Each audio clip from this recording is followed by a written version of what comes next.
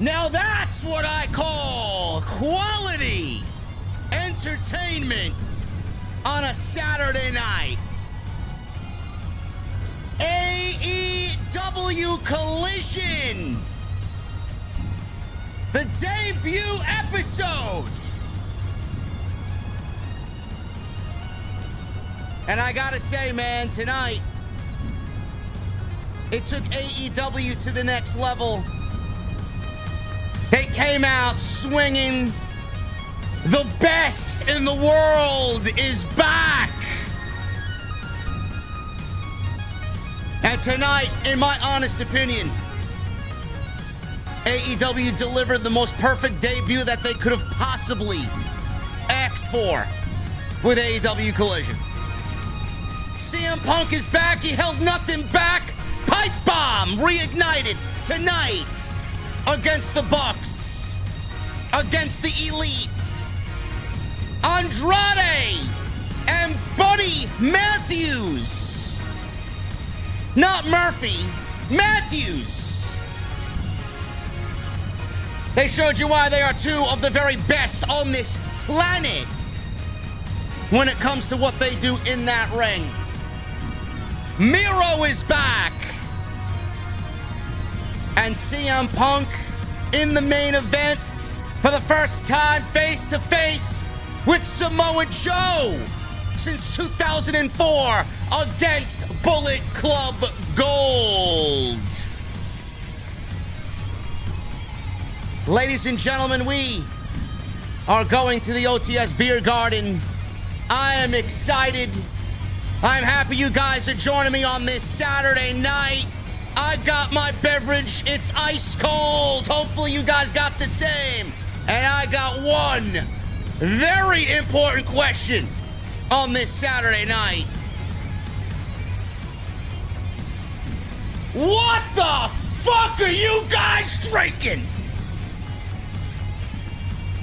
I'll see you over there.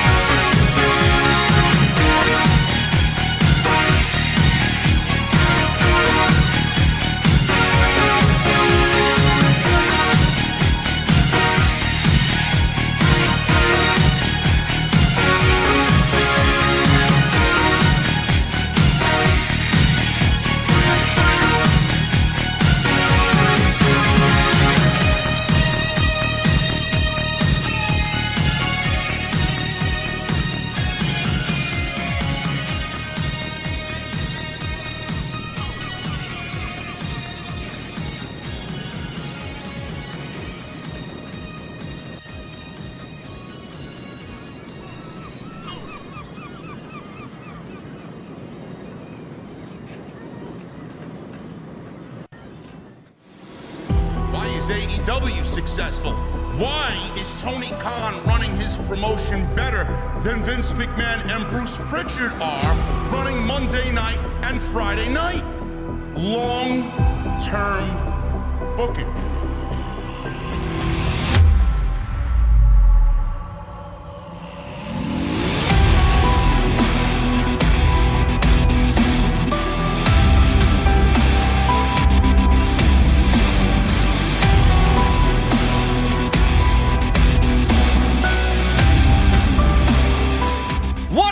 Guys, thank you so very much for joining us right here on Off the Script. This is your AEW Collision post show for June 17th, 2023. I'm your host, JD from New York, as always, coming to you live from the OTS Beer Garden.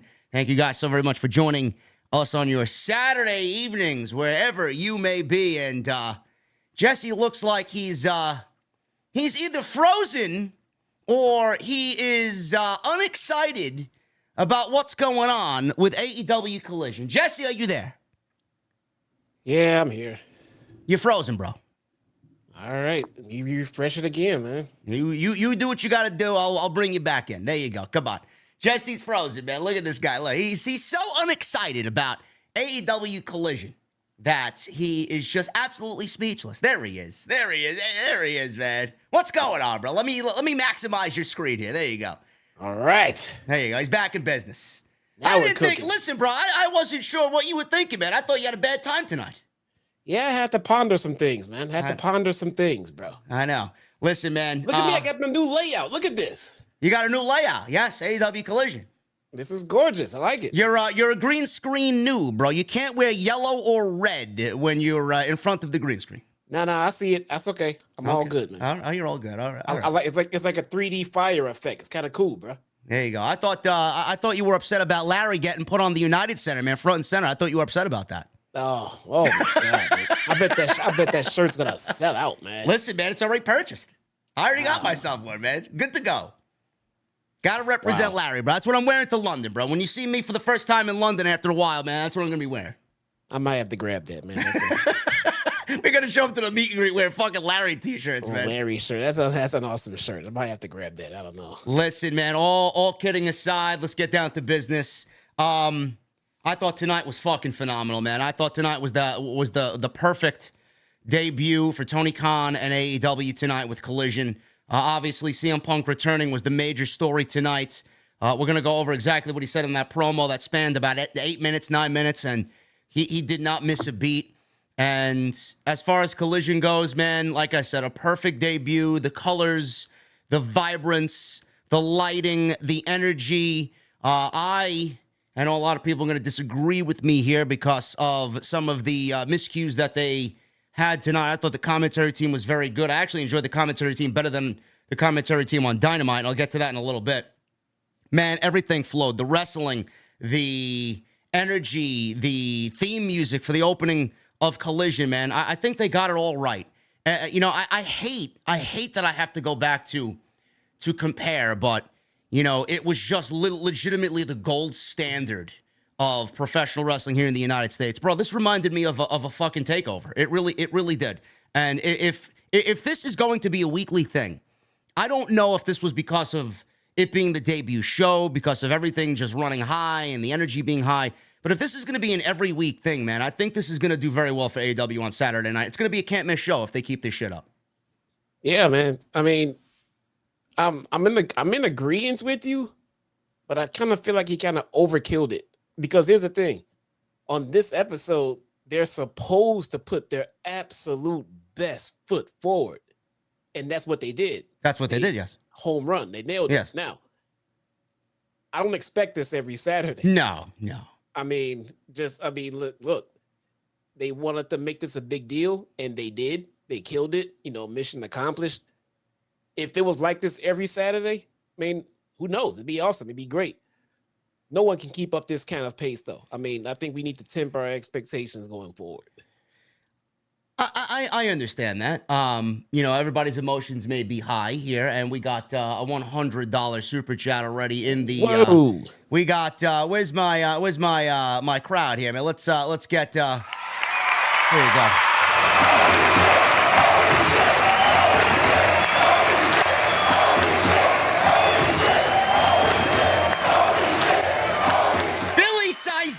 With a $100 super chat. JD, what a show. Enjoying whiskey with my boy, Mike. Hopefully that shit's ice cold, Billy. Hopefully. Thank you, brother. Thank you so much for being here on your Saturday night. Jesse, you are not wrong, man. I know a lot of people's emotions are going to be running high with Collision tonight. But I do feel like if they do put a show like this on a regular basis, I'm never expecting a show like this every week. But if they deliver this semi-regularly and we get the stories and we get the pro wrestling and we get, the show basically getting that investment from the fans, coming back for more on Saturday night, I honestly think that this is going to be a home run for AEW, no matter what the ratings look like, even in the heat of competition. I want crowd. And this crowd, yes. You're not going to get this crowd again in Toronto, and you're not going to get this shit in fucking New Jersey. I mean, Chicago is just one of a kind. But I feel like if they do this semi-regularly, I think we're in for quite the ride for AEW. And this is the shot of momentum that they needed, bro. And honestly, this, like you said, it was the debut show, but I honestly thought this was better than Dynamite. And oh, yeah, me too. And honestly, we know Dynamite is their number one IP. It's their A show, but this came off tonight like the A show. And I wonder if they're going to really kind of lean towards that on Saturday night with CM Punk being the star of this show. And I wonder how we get Dynamite now. This is the one question that I was thinking about all night. How are we going to get Dynamite weekly in comparison to what they are going to deliver on Saturday night with Collision? Well, again, I'm in agreement with you for the most part, but I think we just got to pump the brakes a little bit. Yes, I know. Dynamite is still the original AEW show. Dynamite still houses like half of the main event roster. So, I mean, again, you're supposed to put your absolute best foot forward tonight. I mean, everything you got, put it out there. And that's exactly what they did. And what happened was this show is like the shiny new toy for us. It's fresh, it's different, it's new commentary team, new aesthetics, new look, new music, new wrestlers for us, basically, new ones that came back at least. This was everything we could have wanted in a show. Now, 10, 15 times into this, it's not going to feel this special anymore. No. It's going to feel like a regular show. You're going to get some preemptions. You're going to get some recorded shows. You're going to get just some regular middle of the road shows. I don't think this is anywhere near coming close to what Dynamite is going to be doing going forward. I think this was just an example of their best foot forward. And again, they nailed it. They killed it. Yeah, Jesse, the reason why Jesse says this, and I'm in agreement with him here, a lot of people feel like the trust that Tony Khan has asked for from the fan base has kind of withered away a little bit. And a lot of people were looking at Rampage as the real B show. Everybody thought that was going to be transformed into the B show of AEW. It was going to be their SmackDown to their Raw, which is Dynamite. Clearly, we saw the way Rampage went, and it is now basically a dark show. It is basically half dark, half Ring of Honor. And it's really used to just get those Ring of Honor talents who are ready for TV over on TV on TNT. That's all it is. That first show, Jesse, was tremendous for Rampage. You know, minus the first dance. Obviously, that first show was tremendous. We got the Kenny Omega Christian Cage match. I remember it like it was yesterday. The energy was there. It was fucking crazy. And then the show slowly, over a period of time, withered away into nothing. It deteriorated into nothing.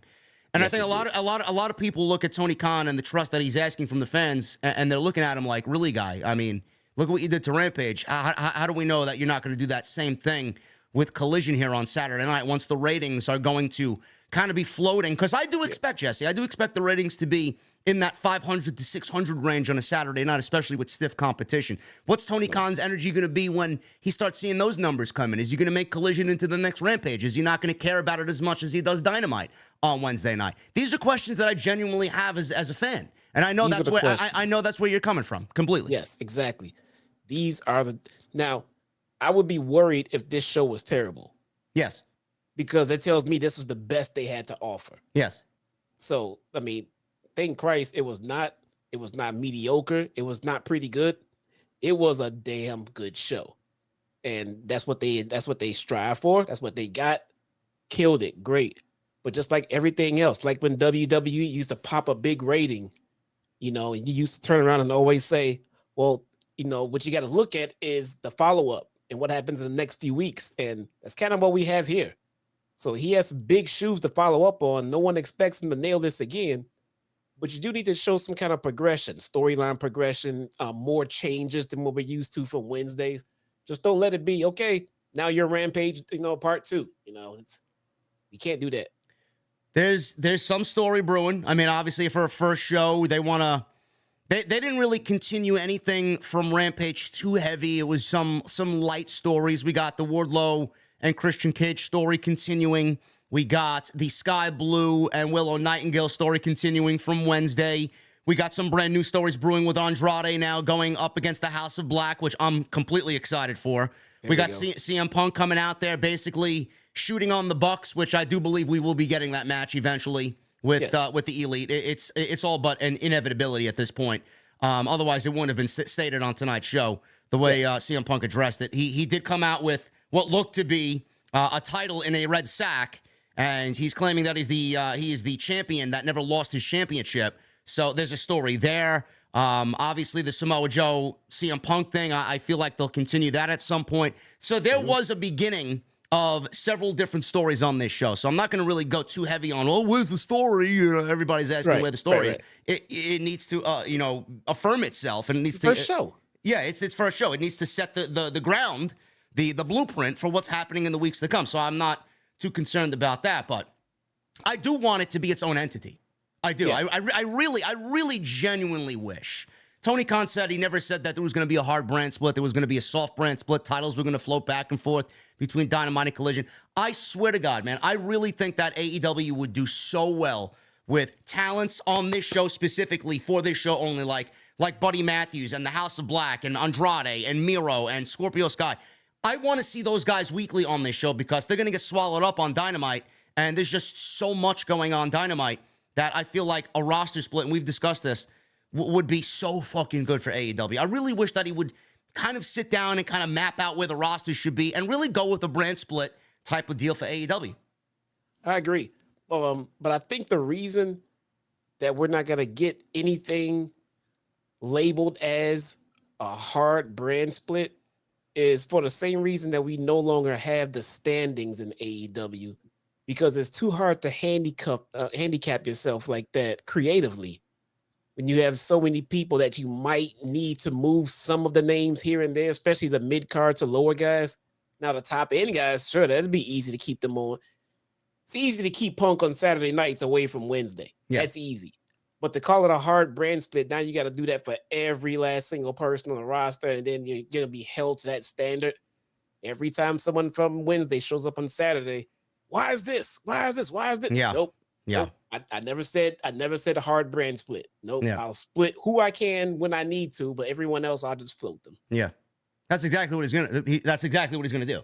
Yep. Yeah, he never really said that there was gonna be a hard brand split like we see on WWE television, even though it's not really hard.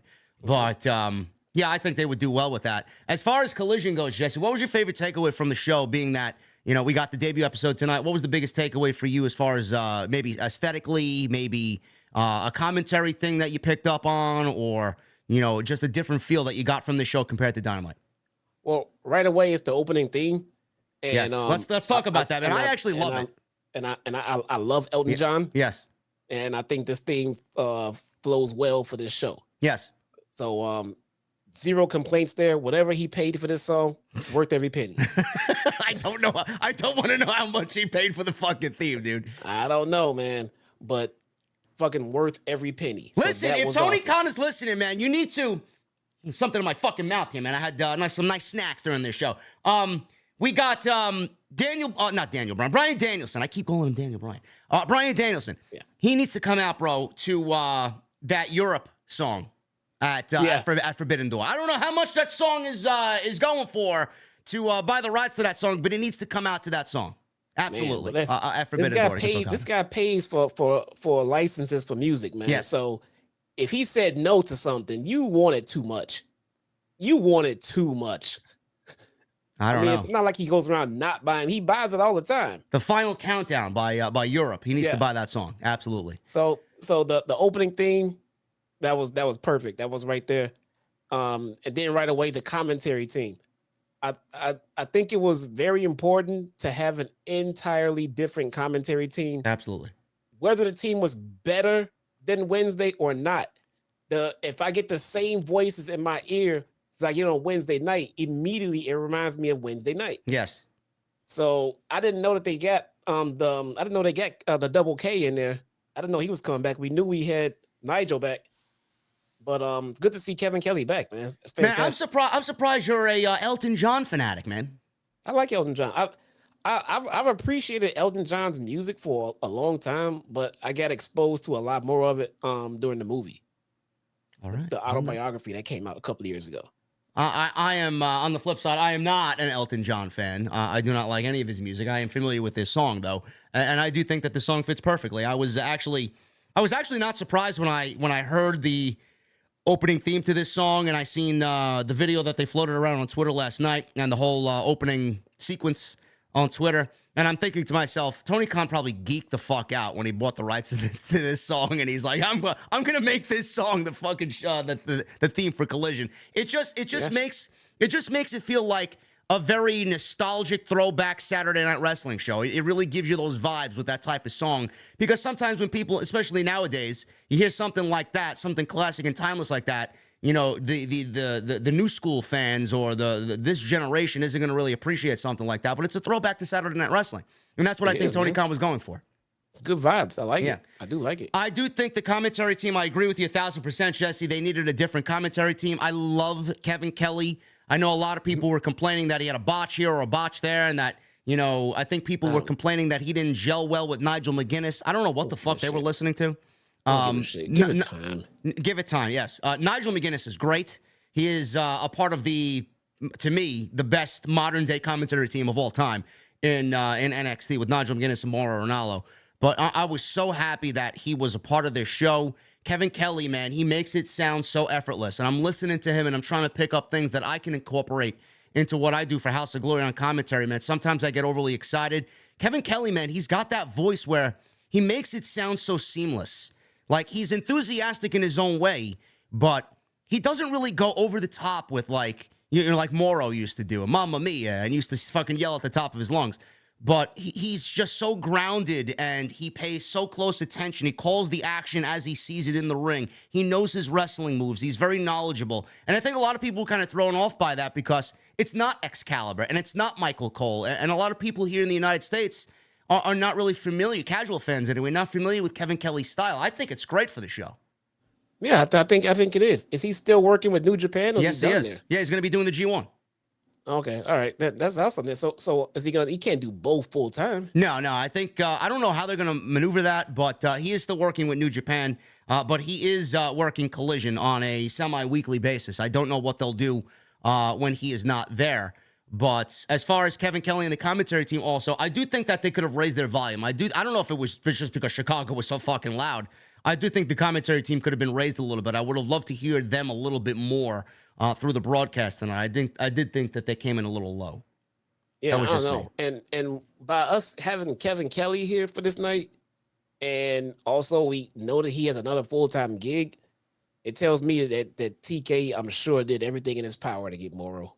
I swear to God, man, if I was at one of these scrums, I would ask, who did he have in mind in the beginning? Did he reach out to someone like Miro before he decided on Kevin Kelly? I would love to know if he actually did, because he got Nigel there. He got one half of the fucking dream team there. Yeah. Not that I'm comparing Kevin Kelly and Mauro Ranallo, but I was always in favor of Miro coming back to pro wrestling if he wanted to do it. I'd be very curious to know if Tony Khan reached out to him. No, I don't need to hear it, dude. I feel like there's no way that TK did not. Yeah. I mean, I don't even need to hear it. And we know how Miro is, how personal he is, how he struggles and things like that. We have no idea what Miro has going on in his life. So yeah, we have no idea. And the majority of his work schedule does happen on a Saturday night. So who knows how busy it was actually going to be on a Saturday night with Showtime Boxing and maybe MMA or whatever else he's got going on. Exactly. So I mean, we shall see. Maybe it was a yes. I forgot about he's dealing with MMA or boxing, whatever he's doing. Maybe it's a thing where hey, you know what, TK, I'm interested. As soon as this deal is up, I'm working on, and I'm free on my Saturdays. We'll talk some business. Yeah. Who knows? Yeah. All in all, I thought what they did was great tonight, and Collision delivered in its debut. But yes, though I love a great show. Jesse is correct. We have to take this as a wait and see situation. We're not going to get this type of show. We're not going to get this level of a show every single week. We're not going to have a Chicago crowd every single week. CM Punk is not going to be there every single week. They will have tape shows. They're not going to be live every week, depending on what the competition's schedule is going to be. So we will see what happens. But tonight, I mean, they did it. They hit a home run. They came up to the plate in their first swing and hit a home run, man. So that's all we could really ask for.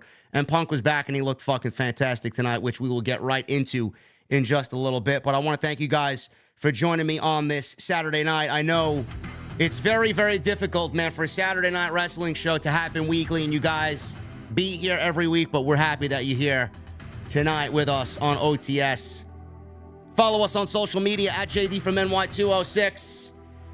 That's my @ on Twitter, Instagram, TikTok, and Cameo. You guys can go follow Jesse as well at Chi-Town Smark on Twitter and on YouTube as well, as he does have his own channel and his own content when he's not guest starring with me here and co-hosting with me on all the AEW shows. So go check him out over there.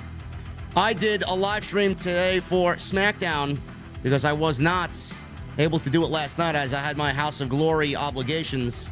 So if you guys missed that SmackDown post show, we did that early this afternoon. Go and check that out on the homepage if you did miss it. House of Glory was incredible last night. Energy was fucking through the roof. And we announced Eddie Kingston joining us in August, challenging for the Crown Jewel Championship.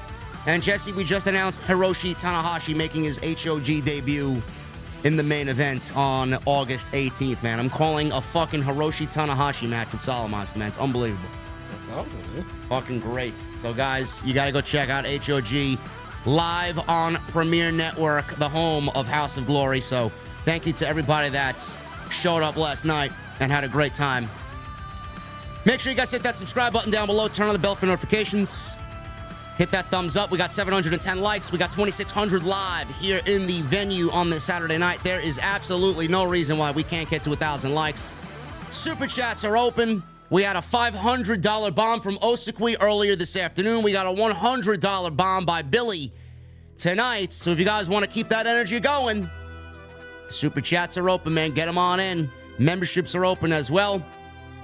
Hit that join button down below and become a VIP right here on Off the Script. And tonight's show is sponsored by my great friends over at Blue Chew. BlueChew.com. Code JD at checkout for your free sample. All you guys have to do is pay the $5 shipping and handling. Yes, the ace. The ace is calling the ace. Yes, I love it. Can't wait, man. AEW Collision, bro, started off with the only way that they were going to start this show off, and that was with Phil Brooks, man. CM Punk is back. And before we get into what he had to say tonight on the show, how did you feel about seeing CM Punk and that reaction in Chicago, bro? I know you've been very vocal about him coming back and it being an iffy situation. How did you feel when you felt that energy tonight, man? Because that crowd was basically eating up every word he had to say. They gave him a hometown hero's welcome as expected.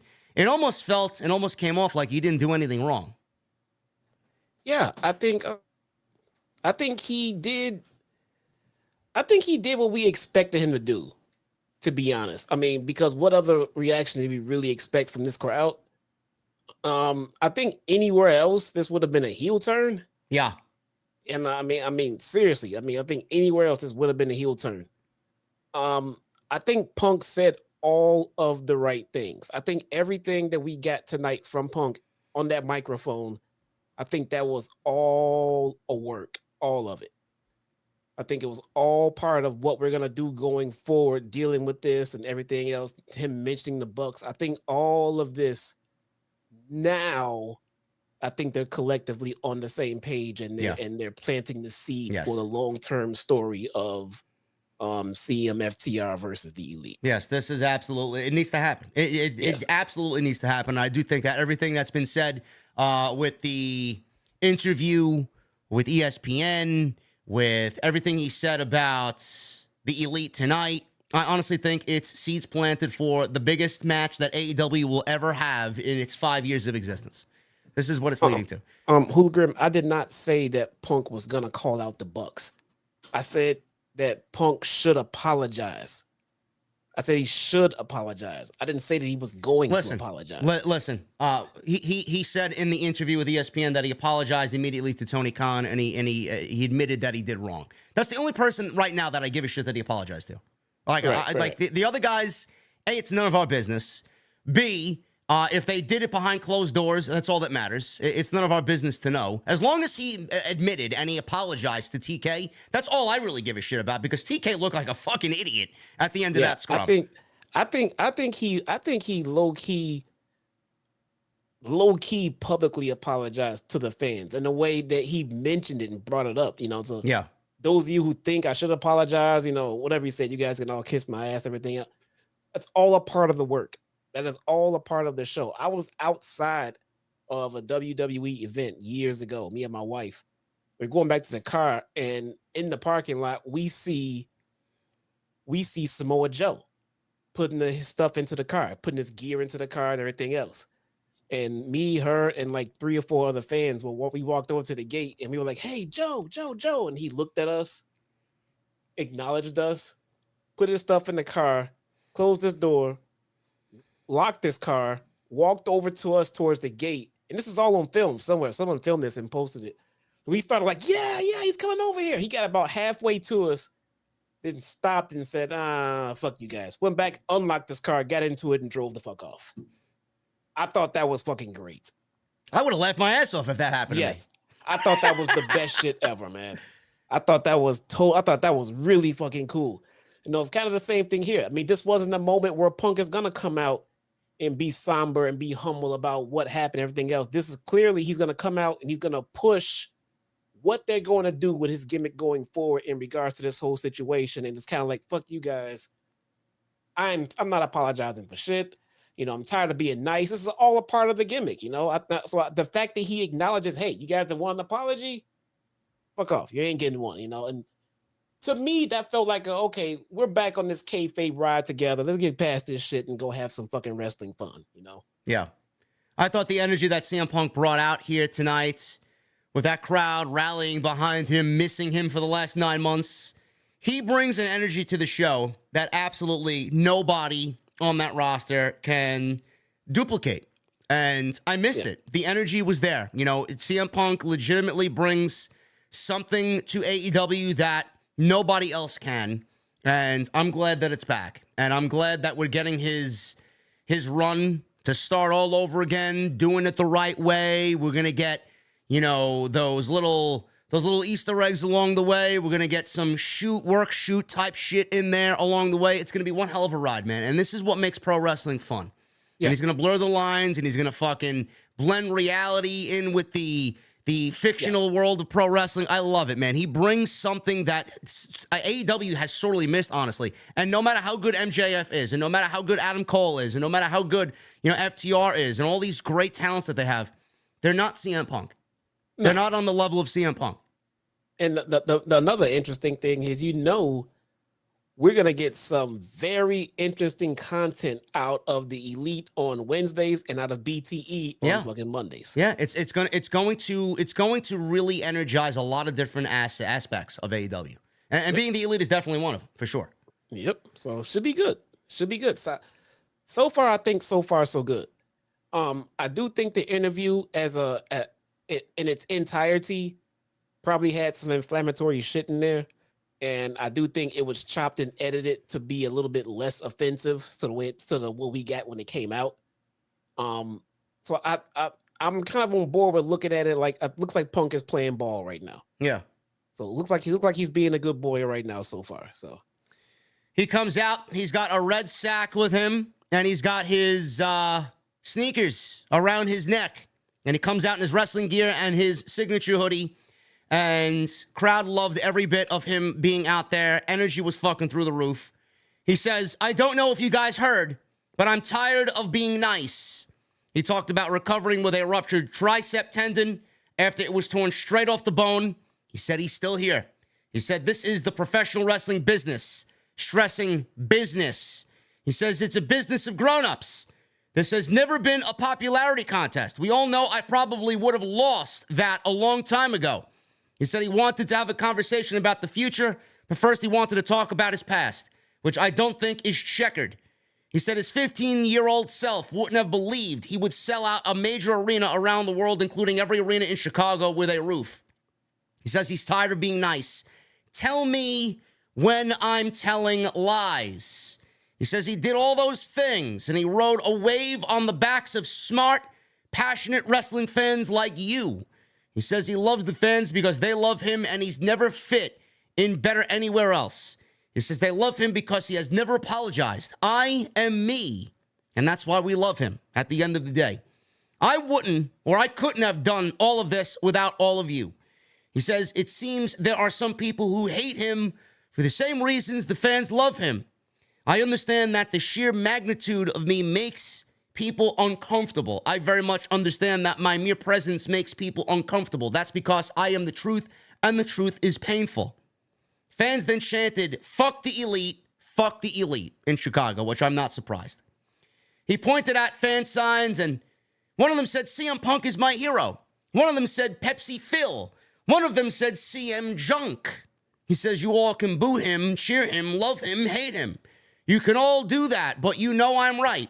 He says he's the one true article in a business full of counterfeit bucks, which was the first line of the night that got people talking because obviously he's alluding to the Young Bucks. The King is back, and I do have a lot of things to get off my chest. Why would I change? He says he will always speak truth to power, and he will always be himself, and he will never compromise.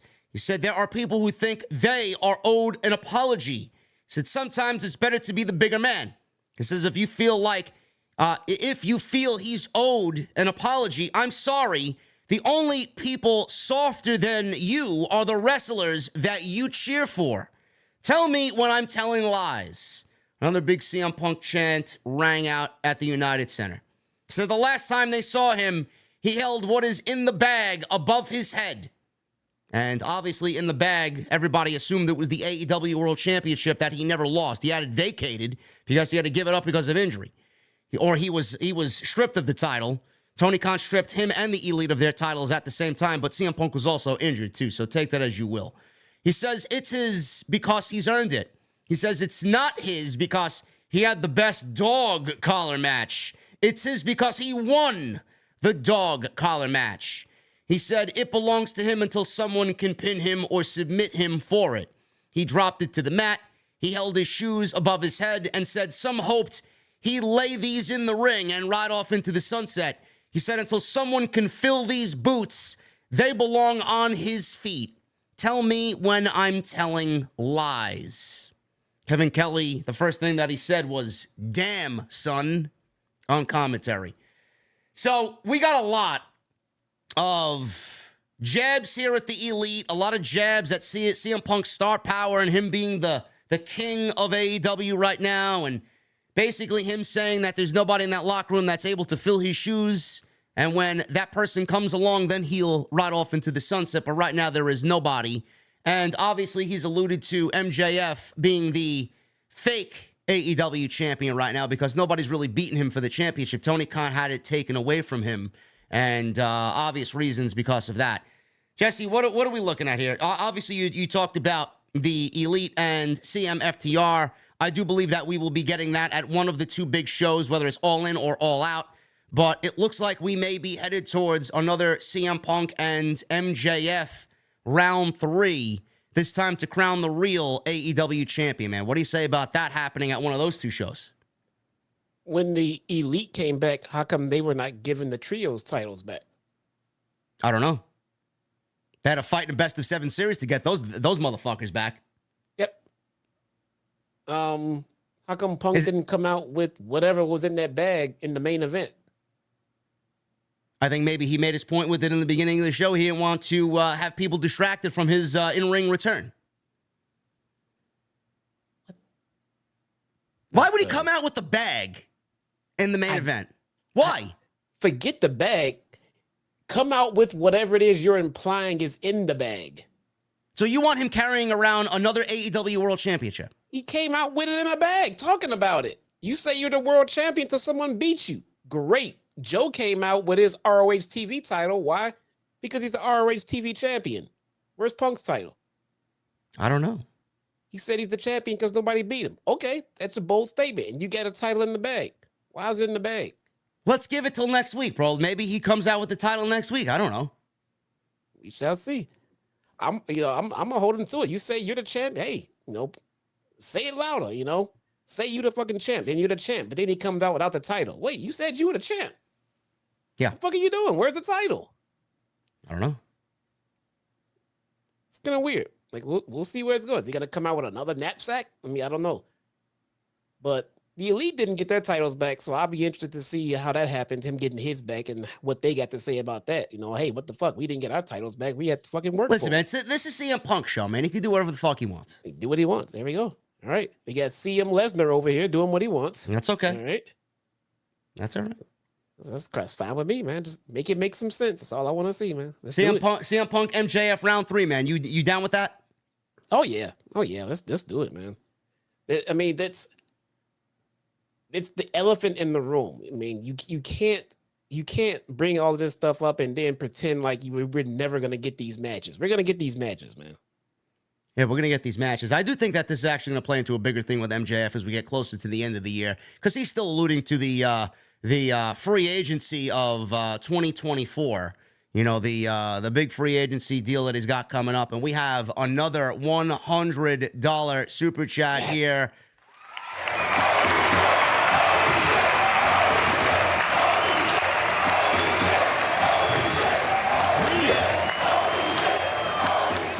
I'm already dead with a $100 super chat. He says, I agree. Take the belt out of the bag, dude. Nope. Read it. It's not what it says. That's what he says, bro. I agree. Take the belt out of the bag. Jesse, I agree with maybe my screen is blurry, man.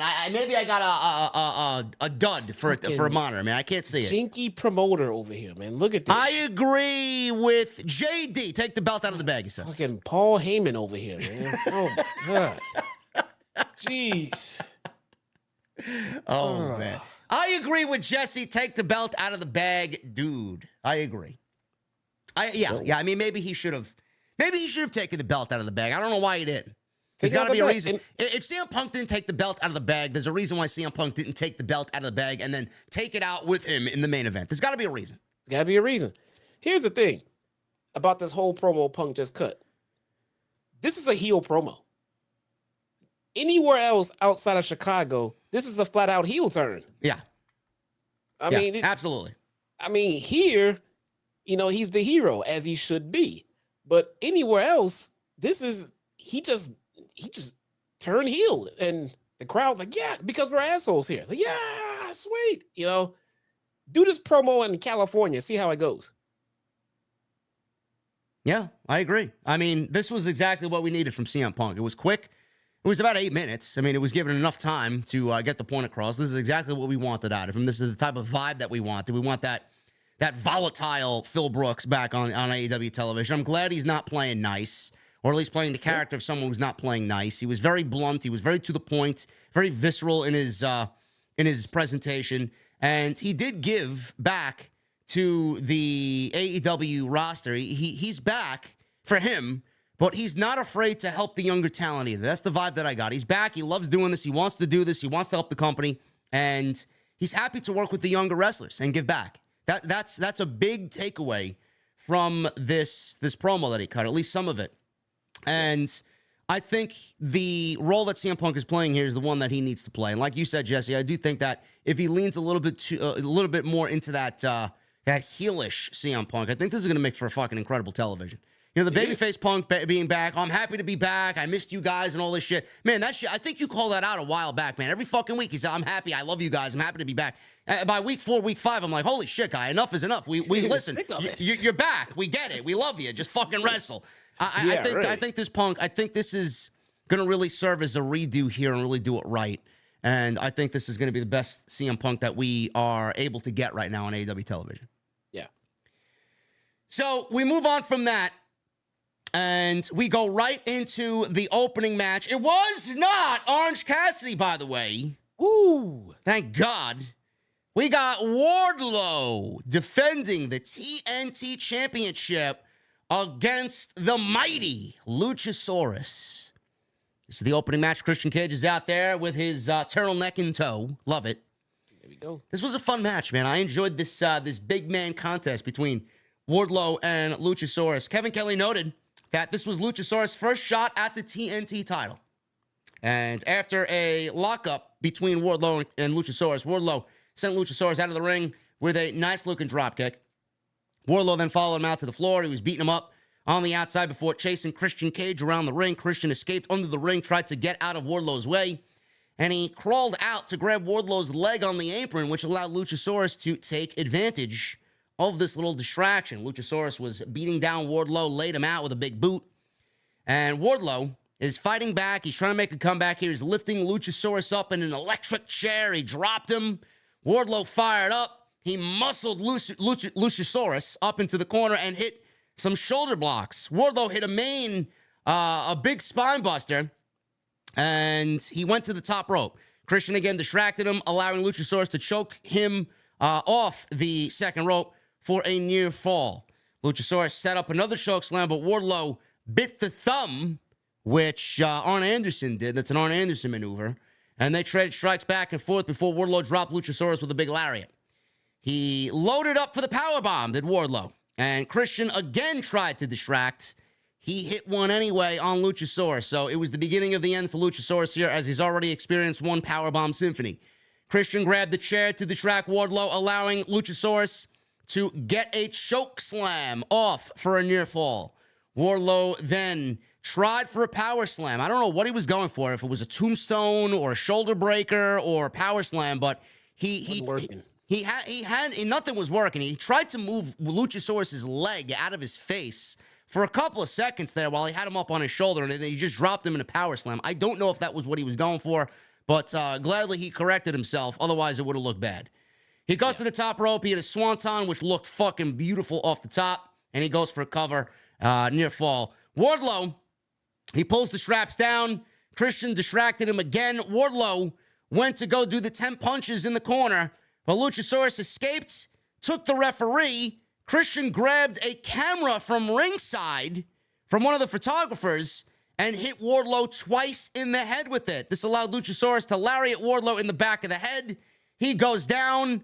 1, 2, 3, and Luchasaurus pins Wardlow. And Christian Cage apparently wins the TNT Championship, as he was celebrating as if he won the fucking match. And Luchasaurus won the match with Christian Cage on Luchasaurus' shoulders, parading around with the TNT title. Bro, Wardlow loses the title once again. This is the 5th title change. We're only in June. The 5th title change of the TNT title already in 2023, as Wardlow loses again. And I am just baffled at what the fuck is going on with this guy. Who cares? Who cares? I don't care about Wardlow. I don't care about that title. Now, can what they do with it with Christian Cage and Luchasaurus, can they make it interesting? Sure.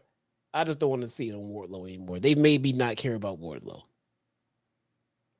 Jungle Boy tweeted out, congratulations, ... Yeah. Does he go after that title, and does he win the TNT title? Well, I'm not sure what they're going to do right now. I mean, it looks like now, well, Jungle Boy, well, I couldn't beat MJF, so let me now go back for Luchasaurus. But now, with what Christian Cage is doing with the title, now it's making me feel like that they're getting ready to break up Christian Cage and Luchasaurus, which I do not agree with. What gave you that vibe? Because Christian Cage is running around celebrating like he's the champ, and Luchasaurus is sitting there, you know, selling his wounds like I just did all this work, and this asshole's running away with my title. Well, let's give that time to develop yet. I mean, I didn't really get that vibe. I was expecting something like that to happen, but I didn't really see that. I saw that. Now, if they wanted me to believe that this was Luchasaurus' plan, I would have had him win, get his title, and then hand it over and give it to Christian. And then Christian say, I'm the champ, because Luchasaurus gave. This motherfucker just went and grabbed it and jumped around and like, I won. And as far as I'm concerned, Luchasaurus is going to be like, motherfucker, I did all the work. That's my title. Yeah. I don't know, man. I don't know. I don't know what the fuck they're planning, but all I know is I don't know. I don't know who Wardlow pissed off. I really don't. Dan. I don't know. Look, I don't care. Put him on ROH. What are we doing with Wardlow? I need to know, like, you know, and this is a big topic of discussion on this show. I don't want, if you're new around here and you're listening for the first time, we like Wardlow. We're just baffled by the fucking way he's been booked ever since he came out of that MJF feud. It's been fucking terrible. Yeah. I don't know why they gave him the TNT title only to take it off of him to put it on Will Hobbs. We don't know why he won the TNT title and really has done nothing with it, only to take it off of him and put it on Luchasaurus. I get that this title is a TV title. I get it.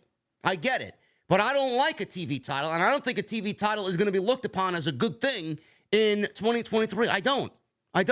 Unless there's some stipulation attached to it, like the NWA TV title, where you defend it 7 times and then you can cash it in and get a world championship match. What is the point of having somebody win this title to only drop it after 0 defenses or lack thereof of defenses, only to take it off them and put it on somebody else to rinse and repeat the cycle? How is this exciting to anybody? I agree. No one benefits from it. The crowd's not going to be thrilled with it. Wardlow looks terrible through all of this. Aesthetically, he looks terrible. They cut his hair. They cut the one characteristic about him that made him look unique. He looks like a fucking creative character. Yeah. They got him out there in a very generic singlet. What are we doing? It seriously feels like someone is upset with Wardlow. It does. I don't know, man. I don't know. Jungle Boy may be in line for that title. They may revisit Jungle Boy and Luchasaurus because he tweeted about congratulations to Christian and to Luchasaurus. But like we talked about, Jesse, we documented this over the last couple of weeks, ever since this match was announced. They had no choice but to make Luchasaurus the TNT champion because, he can't lose. You can't establish him as a new character and put him on TV in this demonic fucking monster-like heel role and then have him go into this match and automatically lose his first big match in to Wardlow. That's not the way you establish Luchasaurus. So Tony Khan already booked himself into a fucking corner with this by making this match and then forcing Luchasaurus into a title victory when Wardlow should be a dominant champion himself. Yep. That's the first thing we pointed out. Is like, I don't know what they're going to do. I mean, that's why I said it looks like Luchasaurus is going to win the title. I mean, they've been hot potatoing it, and he can't lose, and they hate Wardlow. So, I don't know. I don't know. All in all, I thought this was a fun match. Crowd was hot for it. I thought this was the hottest Wardlow match that he's had in his title reign, and that's including the ladder match with Christian Cage. Obviously, that was a better match. I thought the crowd was very hot here for this match, and Luchasaurus won the TNT championship, so we have to see what is going on. I wonder how much, Jesse, as well, before we move on, I wonder how much Tony Khan really wanted to establish some excitement on this show with opening with the TNT title having a title change. I wonder if that really played into his decision as well, on top of the other things that really didn't make any sense here. Maybe. And it was a bonus that the TNT champion was Wardlow, which they hate anyway. So, yeah. I mean, this I don't know. This was bad. I mean, it was good. I mean, in theory, I like it. The title's now going to have that title already has like 2 stories built into it already. Christian Cage is running around with it. He didn't win shit. Jungle Boy is looking at it. He's next. It's already more interesting than what Wardlow was doing with it. Yeah, they had nothing. I mean, he even got a line back with Arn Anderson. I mean, what's Arn Anderson going to think about this? They had this fucking 4 horsemen type deal going on. I'm like, what the fuck are we doing here? Wardlow's just, I don't know, man. Honestly, if they don't want to book him, if they don't want to, create something great there with Wardlow, I don't know when his contract's up, man. I'd love to see him jump to the other side. I really do. I'd love to see what Triple H can do with Wardlow. Get him back to being that dominant Batista-like character that we saw in the early stages of his run. I don't know where he goes from here, but clearly it's not working out in AEW. Wardlow is WWE material. He's WWE bound, I'm predicting, for sure. Yes. I mean, I think that's same for Brian Cage. I think WWE is a better product for those 2 guys. Yeah, we'll see what happens with Wardlow, but Luchasaurus is the TNT champion for now, so we'll see what happens and where he takes that title, if he could do any better than Wardlow did. Lexi Nair interviewed QT Marshall and Powerhouse Hobbs backstage. Marshall said that they never said Hobbs would wrestle on Collision, but he is there. He said Hobbs will win the Owen Hart Cup tournament. Hobbs said his name was front and center when the press release dropped about Collision. He said he's the face of TNT, and the book of Hobbs is about redemption and winning the Owen Hart tournament. Marshall accused Lexi of pissing off Will Hobbs. I am very pleased with Will Hobbs being in the Owen Hart Cup tournament. He should be looked at as an odds-on favorite to win the whole thing, TK. As is Ricky Starks. He announced his entry in the tournament as well. He's another one who would benefit from that. It's going to be very interesting to see who Tony Khan goes with this year, bro. We have to see who else is in the field of 8. in this tournament after Adam Cole and Britt Baker won it last year. Mrs. Britt Baker and Adam Cole, a very well-liked real-life couple that AEW gave the men's and women's side to. It's going to be interesting to see who he has win the tournament this year. If it's used for something to catapult somebody to the next level, if they get a title shot or something along the lines. But somebody like Will Hobbs and Ricky Starks, man, I would have to assume they would be odds-on favorites to win this thing. Yeah, I think my pick is gonna be Ricky Starks to win this tournament. They kind of dropped his ball as well from his big baby face run. Yes. They got to do something to get that back on track. I don't know what it is about this company and capitalizing on organic momentum. It's not even that, bro. It's just baby faces. They don't know how to book baby face. WWE doesn't do it right. AEW doesn't do it right. I don't know how these companies can't book good baby faces. I don't know. They're over here forcing Sammy Guevara straight down our throats, man. I don't get it. Baby faces should be the easiest thing. The crowds will tell you who they want to be a baby face. The crowds have been telling WWE for months that they want to cheer LA Knight. What is the problem here? Yeah. What is the problem here? What are we doing? How come you can't figure out who to make a super baby face when the crowd literally tells you? They give you the guidebook, man. Just whoever they're cheering the most, make them the top baby face. And then continue to do it organically and you'll be fine. Man, that LA Knight shit's pissing me off. I mentioned that on the post show earlier this afternoon. They're forcing him to be a heel when the crowd is obviously cheering him. Like, really? Why are you forcing something that clearly the fans want to cheer for? Oh, he's a heel. Yeah. What? Yeah. Dude, you're forcing fake organic boos into an LA Knight match. Like, what the fuck are you doing? It makes no sense. Eamon Perry in the chat said it right. Just getting your wife pregnant does not make you a baby face. Knocking up one of the hottest women in that locker room does not make you a baby. It makes you more of an asshole. I could see it that way. I mean, what are you doing? You just took someone else off the roster. I mean, great for them. You know, I'm talking. Well, maybe there's real life implications there. I mean, if he's having a baby girl, you know, he may be humbled. He may be a little bit more mature. He's going to go through different life phases now and become a different person out on the other side. I mean, I don't know. There's real life implications that could really turn Sammy Guevara into a clear cut, you know, blue collar baby face there. But I mean, at the end of the fucking week, we're always going to look at Sammy Guevara as the fucking pretty boy prick who got the beautiful woman, and he's going to gloat about it, you know? Miz had kids and continued to be an asshole. Yes. Jim Ross just tweeted. Yeah. Per Jim Ross, he says, I apologize for the way I sounded tonight. Going to step away to heal. Thanks for your support. Jim Ross can do whatever the fuck he wants, bro. I don't know what we all know why he was here tonight. We know he called this main event because Punk wanted him to. Yeah. So, which makes sense. But yeah, I mean, he did sound like he was under the weather. I hope he is, you know, doing okay. Well, did you see his eye? No, they showed him. I know they talked about it. No. He tweeted a picture of himself, man. His right eye was completely bruised and black and closed. Oh, I'm looking at it now. Holy shit. Yeah. Yeah, he sounded like shit tonight. Jim Ross can do whatever he wants, man. He wants to step away for a little bit to heal up. Fine. All right. I hope he's all right, man. That sucks, man. I wonder if there's anything going on there, man. I mean, this is not the first time it's happened there. It's a little concerning that Jim Ross always seems to fall down and have an eye problem. Oh man. I hope Jim Ross is all right, man. Thoughts, prayers, and love to Jim Ross. Absolutely, man. Absolutely. Andrade El Idolo. Oh yeah. Good stuff. Against Buddy Matthews, man. This was the match I was looking for. Fuck the main event. This is the match I was looking forward to tonight most. Buddy Matthews came out with Julia Hart. I love the House of Black fucking entrance, man. That riff, that theme, the lighting, the whole ambiance, man. Fucking perfect. Yeah. I love it.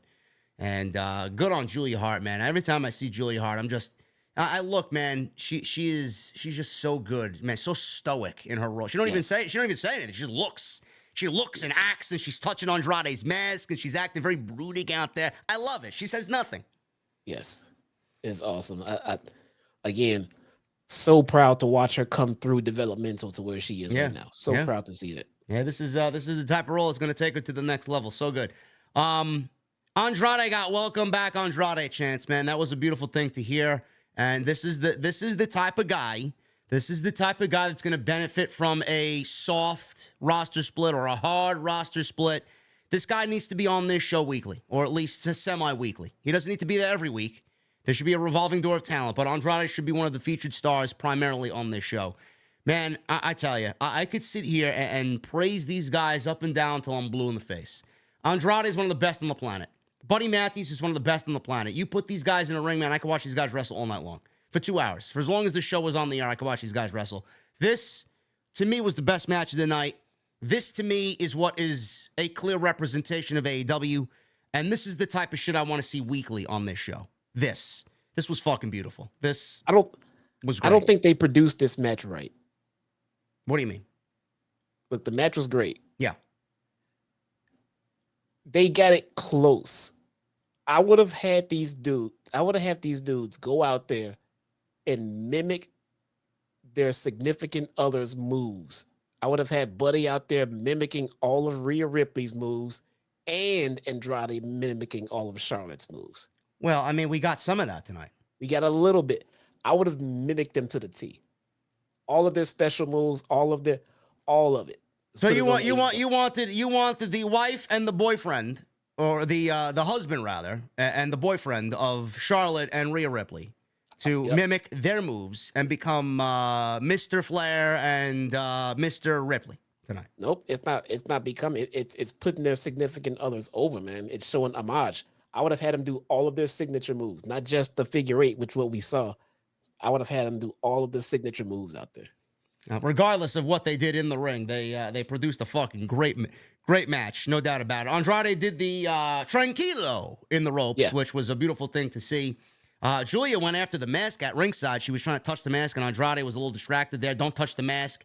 Andrade cartwheeled into a moonsault off the apron, which looked great. Matthews then sent Andrade into the ring post and then into the timekeeper's area, but Andrade hopped up on the barricade and hit a hurricanrana into the barricade. Brutal looking stuff.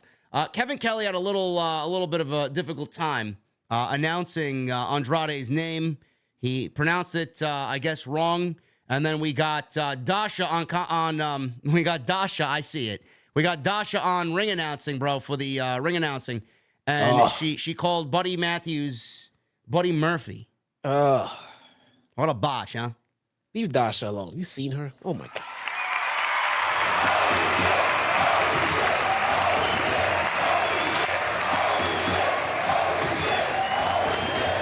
That's great. I'm already dead with a $100 super chat. He says, this mimic thing, I gotta disagree. LOL. That's not what it says, That's bro. what Okay, he here we go. said. He disagrees with Mr. Flair and Mr. Ripley, bro. That'd be awesome. I humbly respect your disagreement with this super chat, sir. Thank you so much. This is awesome. Thank you so much, man. Oh, man. I changed my mind. I agree with this guy. I think he's right. Now, listen, I gotta give Jesse a little credit, man. He helped me through some Destiny 2 Last Wish raid the other night after Wednesday, man. He got me some red borders from the fucking Last Wish raid. So I gotta maybe take him out for 2 steak dinners now. I don't know, where are we going in London, bro? Where are we going to eat? Are you a fish and chips guy, bro? I want to go to Gordon Ramsay's restaurant in London. Not a bad idea. Yeah. Not a bad idea. I'll hit up. I'm going to the one. They just built one here in the suburbs, and I'm going to that one in August. Oh, nice. I thought you were more of an Outback guy.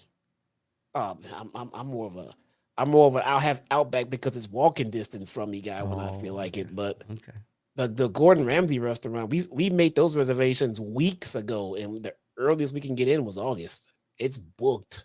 Jesus Christ, man! Must be doing some big business over there, man. Man, probably, man. That's what happened when you get successful TV shows, bro. Really? Anyway, Andrade sent Buddy Matthews into the timekeeper's area. So he hopped up on the barricade, hit a hurricanrana on Buddy Matthews, which looked great. Back in the ring, Andrade and Matthews battled near the turnbuckle, where Matthews hooked Andrade's arm and pulled him into the ring post. So clearly this was working over Andrade's torn pectoral muscle. So they're working on that. And Buddy Matthews actually had his knee worked on from Andrade. So they were kind of throwing it back to the prior injuries both men had before taking this match, which was the story here. So he sent Andrade into the barricade, pulled him into the ring, and hit a Meteora for a near fall. So both men were being checked on by ringside doctors during a picture-in-picture commercial break. Andrade was checking on his arm while Matthews had issues with his knee. Back to live action. Andrade was on the floor selling the injury as the referees laid in the 10 count. Andrade got back in the ring where he was met with some boots from Buddy. Andrade came back with a dragon screw leg whip before hitting his double jump moonsault for a near fall. Charlotte, that's how you do it, honey. I'm sorry. If you're going to do it, then do it right. Otherwise, don't do it at all. Matthews fought out of Andrade's hammerlock DDT before catching him with a DDT in the ropes for a near fall, which looked fucking vicious. Andrade followed Matthews to the top rope. This is when Matthews tried for a sunset flip powerbomb. His knee gave away. Excellent selling by Buddy. He was able to hook Andrade's head in the turnbuckle, and he super kicked him right in the face. Always love that spot. Matthews crumbled on a powerbomb attempt from the ropes. From this spot, he crumbled. His knee gave out. This allowed Andrade to drill him with a running back elbow, which fucking looked unbelievable. Andrade went for the knees in the corner, but Matthews popped up, hit a knee for a near fall. Matthews then tried to lock on a prism lock, which is Rhea Ripley's submission finisher. And Andrade got out of it and locked on a figure 4, and then he bridged into the figure 8, which is the Android's finishing move. And Buddy Matthews, yes, it did pop the crowd. And Buddy Matthews tapped out, and Andrade wins via submission. Andrade, after the match, offered a handshake. The lights went out. Crowds went ooh and ah. It was not The Undertaker. No, it was Malachi and the rest of the House of Black. Brody King laid him out with a lariat. Andrade stood over him. He whispered something to Andrade, and that's the way the segment went off the air. Are we going to get Andrade's boys versus the House of Black, bro, for the Trios Championships? That's where it's leading, man. If we're getting Roosh, and who else is in there, man? Bandito, who else? Bandito, Vikingo, somebody against the House of Black. Sign me up and take my money, man. All of it. Good to go. If it were 2018, we'd already have a counterfeit Bucks t-shirt available on PWT. Yes, I saw that. So they're playing into it, but it's a fucking work. Everything's a work. That was posted by the Young Bucks in their bio. Yeah, I saw that before the show. Yeah. Yep. This was great. More Andrade, more House of Black, more wrestling like this weekly, please. If this show has at least one of these types of matches every week, we're good. This is what we fell in love with when it came to AEW. This is why you signed these guys. This is why you brought them into the company. Why are we not getting this on a weekly basis? I hope Andrade works well with others, man. I hope Andrade's featured. I hope Andrade gets what he deserves. He is way too good to be sitting in the back. So is Buddy Matthews. So I loved everything about this. Yeah, there's good vibes coming from that one. Yeah. Love it. Scorpio Skye got a video package, and Scorpio Skye is going to be a featured talent on this show. I think this is great, too. Someone like Scorpio Skye could really thrive on this show and really be put in a nice spotlight on Saturday night. He said he's been watching and waiting for the perfect opportunity to return. He said he is the present and future of AEW. He said no one can beat him because he is on another level. I'm here for Scorpio, bro. I think it's going to be good for him. I'm waiting. Yeah. I've been patiently waiting for Scorpio Skye to get put on and be used properly. So please give it to me. Give it to me right in my vein. Just right here. Just They need to let him go out there and just be himself, man. You know, I don't know. He's got the makings of a breakout guy. Like I don't know why we haven't seen that yet. Maybe it was the injuries that kind of derailed him. But if he gets a nice spotlight on him, I think he could really do something for that TNT title or an international championship for sure. His baby face run was very lame. His heel run was very interesting, and they never got to do anything with it really. So I want to see him as that same heel gimmick and just let him run with it, man. He's so good. He's so good in the ring. He's so good on the mic. He was on that heel gimmick. He was so good on the mic. I miss Scorpio, man. Cake in the chat says, future, he's 40 years old. LA Knight's how old? 37, 38 years old, and everybody's high on LA Knight. Why can't they be high on Scorpio Skye? Scorpio's 40? I couldn't even tell. I can't tell. I couldn't even tell. I'm 41. What matter? I don't care. I'm 41. Could you tell? Get him on. Let's go. No? Okay. Sure, yeah. All that, man, you look like you're fucking 50. Man. All that Oh, gray me? hair. No. Jeez. I don't look like I'm 50. What are you talking about? Hey, man, you and Keith Lee should hook up, man, and get some. Oh, color. Harry Potter, Keith Lee.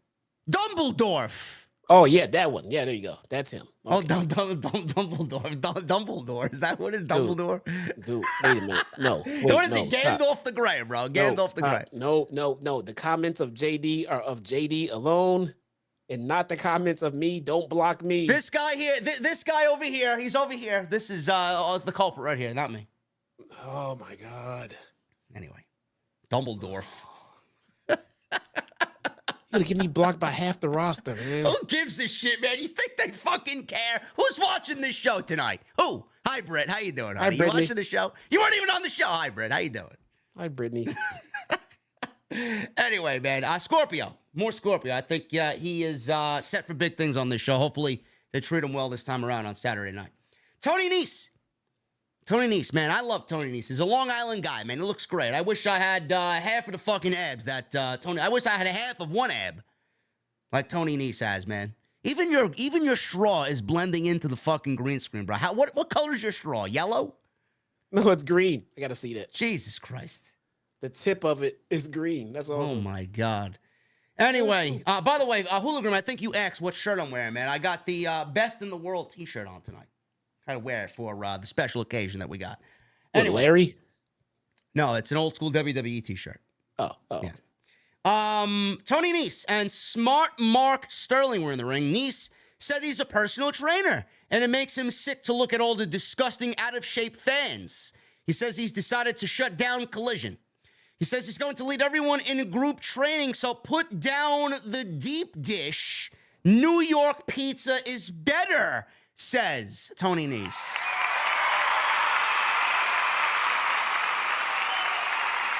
Yeah, listen to the jobber. Go ahead. Tony Nese is factually correct, man. Tell me what I'm telling lies. And Tony Nese. Nese. Mark Sterling is a great attorney. Anyway, he began to lead a stretch class, and out comes the Redeemer, Miro. Kelly on commentary said, "Thank God we've all been redeemed." Absolutely, they fed Tony Nese to Miro. I mean, I don't know how you guys thought this match went. Tony Nese, he got a punch and a kick in there, man. He tried to do some athletic shit in there, but oh my God, Miro won in about 3 minutes. And Miro overhead tossed Nese. Then he signaled for his finisher. Sterling jumped onto the ring apron, so Miro turned his attention to him. Miro grabbed him, punched him. Nese kneed Miro from behind, landing a spinning kick right to Miro's head. Miro clearly no-sold it. And Miro played to the crowd, and Miro stomped Nese, he did the big matcha kick, and applied the camel clutch. The game over for the win. And Miro, bro, I swear to God, man, you talk about missing Andrade.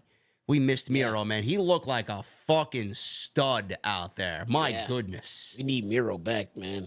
Still waiting for CJ, too. Still hoping for CJ. Yeah, I don't know what they do with Miro, man. Hopefully they got some decent creative for him, because he was over big time in Chicago. Everybody's over in Chicago, but he was over. He also got a welcome back chant.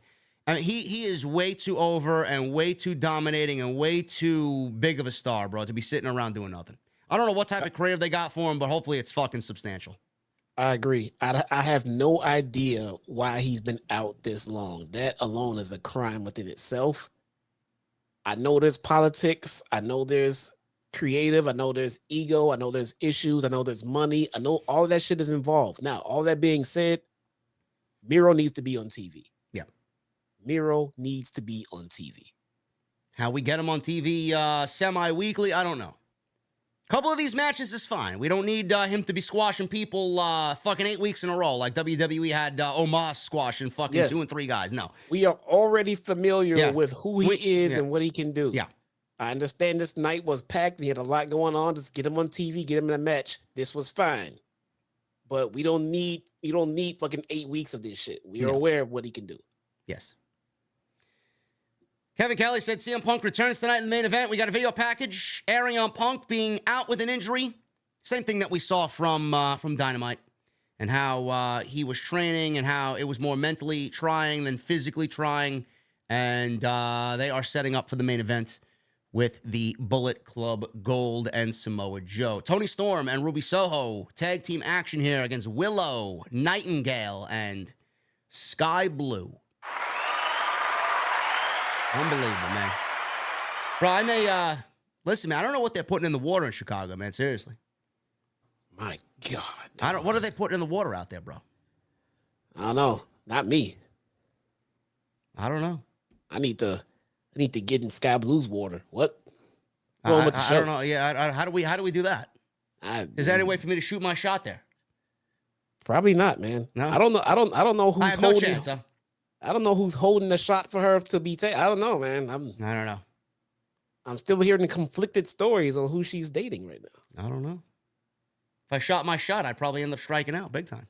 Big time. Anyway, Toni Storm and Ruby Soho, Willow Nightingale, Skye Blue.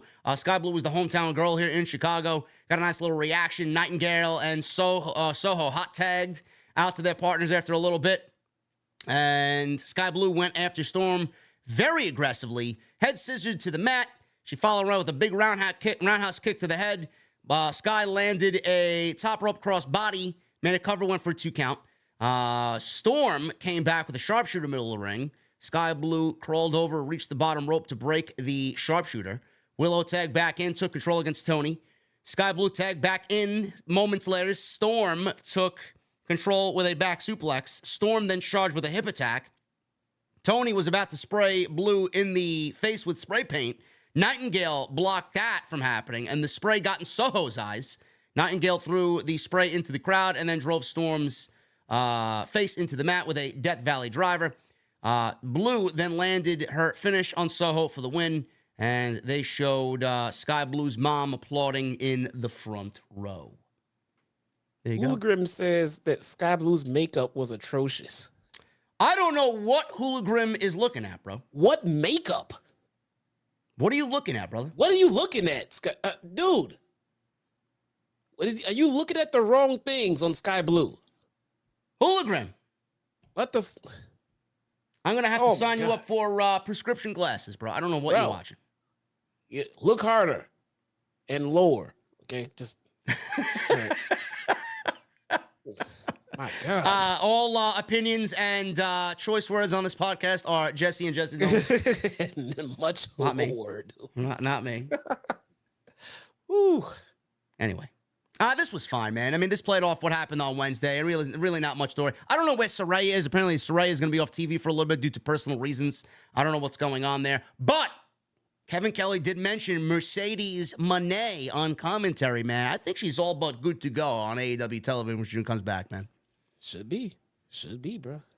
I don't know what they're doing going into the All-In pay-per-view, but we will see what happens with the ladies. Toni Storm is the champion. I'm assuming Jamie Hayter is going to end up coming back and ask for a title shot, which I can't wait for the hypocrisy tweets. Oh, but you're okay with Charlotte, and you're not okay with Charlotte, but you're okay with Jamie Hayter. Yes. Oh, God. Yes, I can't wait for that. Here we go. It's going to be great. Ricky Starks added himself into the Owen Hart tournament. And he noted that this tournament was absolutely his to win. And I am looking forward to that happening. I think he should have a great Owen Hart Cup for sure. Jesse, the streak is over. The streak is over. Jeff Jarrett is wrestling on Dynamite on Wednesday. Hey, man. I'll take my small wins. We had a nice little break. Thank you. We got Jeff Jarrett on Dynamite, man. We are getting a Jarrett and Mark Briscoe concession stand brawl, bro. The last time we got one of these is 46 years to the day in Mississippi. I'll take this. It gives Mark Briscoe something to do. It puts Jeff Jarrett in a match, not in a pay-per-view, not for a title, and we haven't seen the guy in about a month. This is a win. I like it. I don't mind it. Listen, man, it's not overly egregious to me. I don't mind it. No. A concession stand brawl. We get some ketchup. We get some mustard flying all over the place. We get some popcorn. Yeah. It's good. And listen, we love Mark Briscoe. Why not? Yes. This is fun. I have no. It's not like I never want to see Jeff Jarrett ever again because he sucks. I never said any of that. I just say we see too much Jarrett, and he's doing too many things that he shouldn't be doing, like going for tag titles and shit like that. And he's wrestling too much. And on pay-per-view, we don't see Sting like that and everything else. I just want to see Jeff Jarrett booked in the same consistency that we see Sting booked. That's all. Yeah. Listen, man, Jeff Jarrett is a rising young talent in the AEW ranks. Gotta love it. You guys talk about Scorpio being 40. How old is Jeff Jarrett? I don't know. Was he 50? He's in his 50s? He looks great, though. Looks great. He does look great. He looks fantastic. Got to give him that, man. He says this match put hardcore wrestling on the map. Jarrett says he plays the long game. In the last outlet, he never loses. Or he's the last outlaw, I'm sorry, that he never loses. He says he's going to kick Mark Briscoe's ass on Wednesday. We got a segment with the Acclaimed. They're out there with Mr. Ass, Daddy Ass. Max Caster and Anthony Bones came out with Billy Gunn. Caster rapped about how they stole more hearts than Trump stole documents. I would prefer you keep the politics out of my pro wrestling, please. I don't care. Bowens yelled that they have arrived and scissor me daddy ass and yada, yada, yada. The Trump line was the only line of note in his rap. Very mid. Shivani told Gunn that he looks marvelous. He was wearing a pink outfit with scissors on it and daddy ass on the back. He asks what everyone was wearing. He says they're about to get back on track and go after the trios titles. Bowens says they're going to have plenty of time to do that because AEW now stands for two different things: Acclaimed every Wednesday and Acclaimed every weekend. He said since they love the fans so much, they're going to stick around for Dynamite too. He says they wanted to make history with the first ever Collision scissor. He says he figured he'd do it in the Scissors City of Chicago. He says it's the city that made the Acclaim the people's choice. He closed with everyone loves the Acclaimed. And I laughed out loud because they had Tony Schiavone do the scissoring along with Daddy Ass and both of them. I thought that was very humorous. And it was a very innocent promo segment. And apparently they're still going after the Trios Championships, which, by the way, they should not win. They should not be beating House of Black. I will say this right now. No, that match that the Acclaim get all the way over, the match that I said they should have changed the ending, that was in Chicago, right? Yeah. That's what they were talking about. Okay. Yeah. All right. So we'll see what happens there. It looks like we're still headed for the Acclaim versus House of Black for those Trios Championships. Kevin Kelly plugged Chris Jericho and Sammy Guevara versus Minoru Suzuki Jericho, Sammy, and Minoru Suzuki against Action Andretti, AR Fox, and Darius Martin on Dynamite. We also got Orange Cassidy and Katsuyori Shibata versus Daniel Garcia and Zack Sabre Jr. for Dynamite. Hardys versus the Guns. Storm versus, it's Chris Statlander. I think Statlander versus Taya, and Jarrett versus Briscoe. So it looks like a very mid-looking Dynamite. Nothing really major going on there. And, hey, what's the story behind Stat and Ty? I don't know. What is there a story? All we've seen so far with Statlander and Taya was that Taya has been watching Statlander from afar in the back on the monitor after she lost the TBS title or lost her match for the TBS title against Jade. Well, apparently we missed it. Apparently on a Rampage, Ty has claimed that she is upset with Statlander for jumping in front of her in the line. She's upset at Stat for jumping ahead of her in the line for the TBS title. Yeah. But Taya lost clean against Jade. Yeah. What line is there? She's at the back of the line. If there was one, shouldn't she be at the very back of it? I don't know.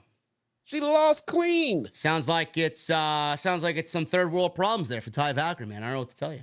She lost clean and then got mad that someone else came and you lost clean. Come on. What are we doing here, man? What are we doing with the TBS title, man? Are we going to just do the same thing that Jay did with the TBS title and do the same thing with Chris Statlander, defending the title against these women with no story behind it?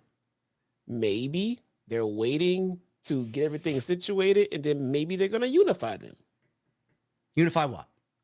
The TBS and the women's title. You think that they're going to unify the TBS title? No. I said maybe. Maybe. Well, they did create the title simply for Jade. They made that title just for her, bro. Now what do we do with it? I don't know. So that's Dynamite. We also got an Eliminator Tag Team Tournament. Blind eliminator tag team tournament with a tag team title shot on the line. I don't know what the fuck that means, but we got a blind eliminator tournament happening. What tag team division do we have in AEW that there's going to be enough for an eliminator tournament? Well, they have lots of random teams they can throw together too. Why do we have 2 tournaments happening on TV? We got this one and the Owen Hart Cup. I think we should limit the amount of tournaments that we see on TV. Spread them out. Maybe they're on different shows. Maybe. That's a good point. I don't know. Maybe they're on different shows. I don't know. Straight Edge Truth. Hey, JD, well, where's the story, man? Yeah. I don't know. Maybe we should ask fucking Ty Valkyrie. She said, I don't know. You jumped the line. What? How about someone in the back who has not gotten a title shot that wants to get mad? They can say. The story is Taya is watching TV, man. Yeah.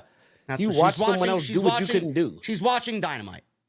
Hey, I'm a part of the story, too. I watch Dynamite every week. There you go. Main event time. Samoa Joe. Jay White. And listen, you know, I'm done here, man. Listen, I don't know, Jesse. This is unbelievable, man. Breaking news. I am not sure you guys are aware, but this man, Juice Robinson, is rock hard. I don't know, man. Hard. I don't listen. What makes him rock hard, bro? How does he do it? Eating pins. How does he do it? Because I tell you right now, when they announced this match, it's unbelievable. I knew exactly who was eating this goddamn pin, bro. There wasn't anybody in this match but rock hard. That was, bro. I can't. Is there anyone? I know who's not. I not only know who's eating the pin, I know who's gonna be pinning him too. I knew this when they announced the match. CM Punk was going to obviously pin Rock Hard in this match. There was no other way around it. Seriously. Joe's a champion. Jay White's too new. And Juice, he's been around the block a couple of times. Why not? He's expendable. Man. Yeah, Rock Hard Juice Robinson, man. BlueChew.com code JD, bro. We'll get you even harder. There you go. Seriously. I thought this was great. I thought this was exactly what it needed to be. This went on with 25 minutes to the end of the show, so they had plenty of time. Fans chanted CM FTR in tandem. Sounded great. And everybody got their shit in. Joe and CM Punk got in there, and there was a holy shit chant before we even got a fucking punch thrown. What a fucking moment that was. So cool to see that happening. Dax was in there. He got some early offense, and eventually Juice took control against him. Cash tagged in, dropkicked Juice while White tried to interfere.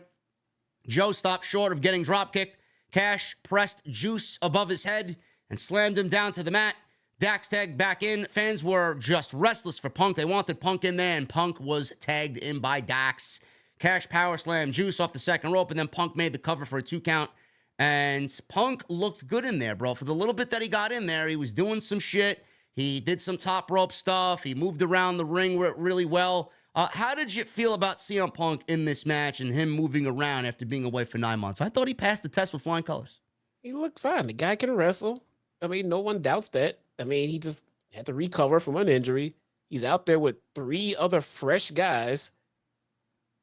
I mean, if he would have gotten hurt or showed any signs of getting hurt in a tag team match, there'd be major concern here, man. Yeah. You know, but he looked good. I think the real test is going to come when he has to go out there solo and carry a load of the match on his own. But we shall see. But he looks good. Looks good, man. Robinson was in the go to sleep, and then Joe tagged himself in after Robinson evaded that. We're going to stare down between Joe and Punk. Crowd got fired up, chanting, "Holy shit." Joe got first shots in with some big shot. I mean, these shots were fucking welcome back, you motherfucker. He gave him those welcome back chops for sure. Punk tried to do the chop thing, and it wasn't nearly as vicious as Joe doing it to him. So that really got going, and the fans really loved that. They went to a picture-in-picture. Robinson knocked Harwood down with a big left hand. Joe was going at it on Dax. Harwood was trying to fight back. He comes back with the German suplex on Juice, who was in there. Wheeler tagged in, ran wild on Juice, finishing with a big power slam for a near fall. Punk tagged back in, hit an assisted elbow drop on Juice before tagging back out for another picture-in-picture. We got a lot of picture-in-picture commercial breaks during the main event. I felt like I was watching fucking Raw. So I don't really appreciate that. Maybe they should have took one extra commercial break somewhere in the middle of the show and save this to really get people invested in what they were doing. So Wheeler... Yeah, I'm sorry, Jesse. But the picture-in-picture spots, man, they... I believe that there's a price difference in what is charged by the for the advertisers and stuff like that.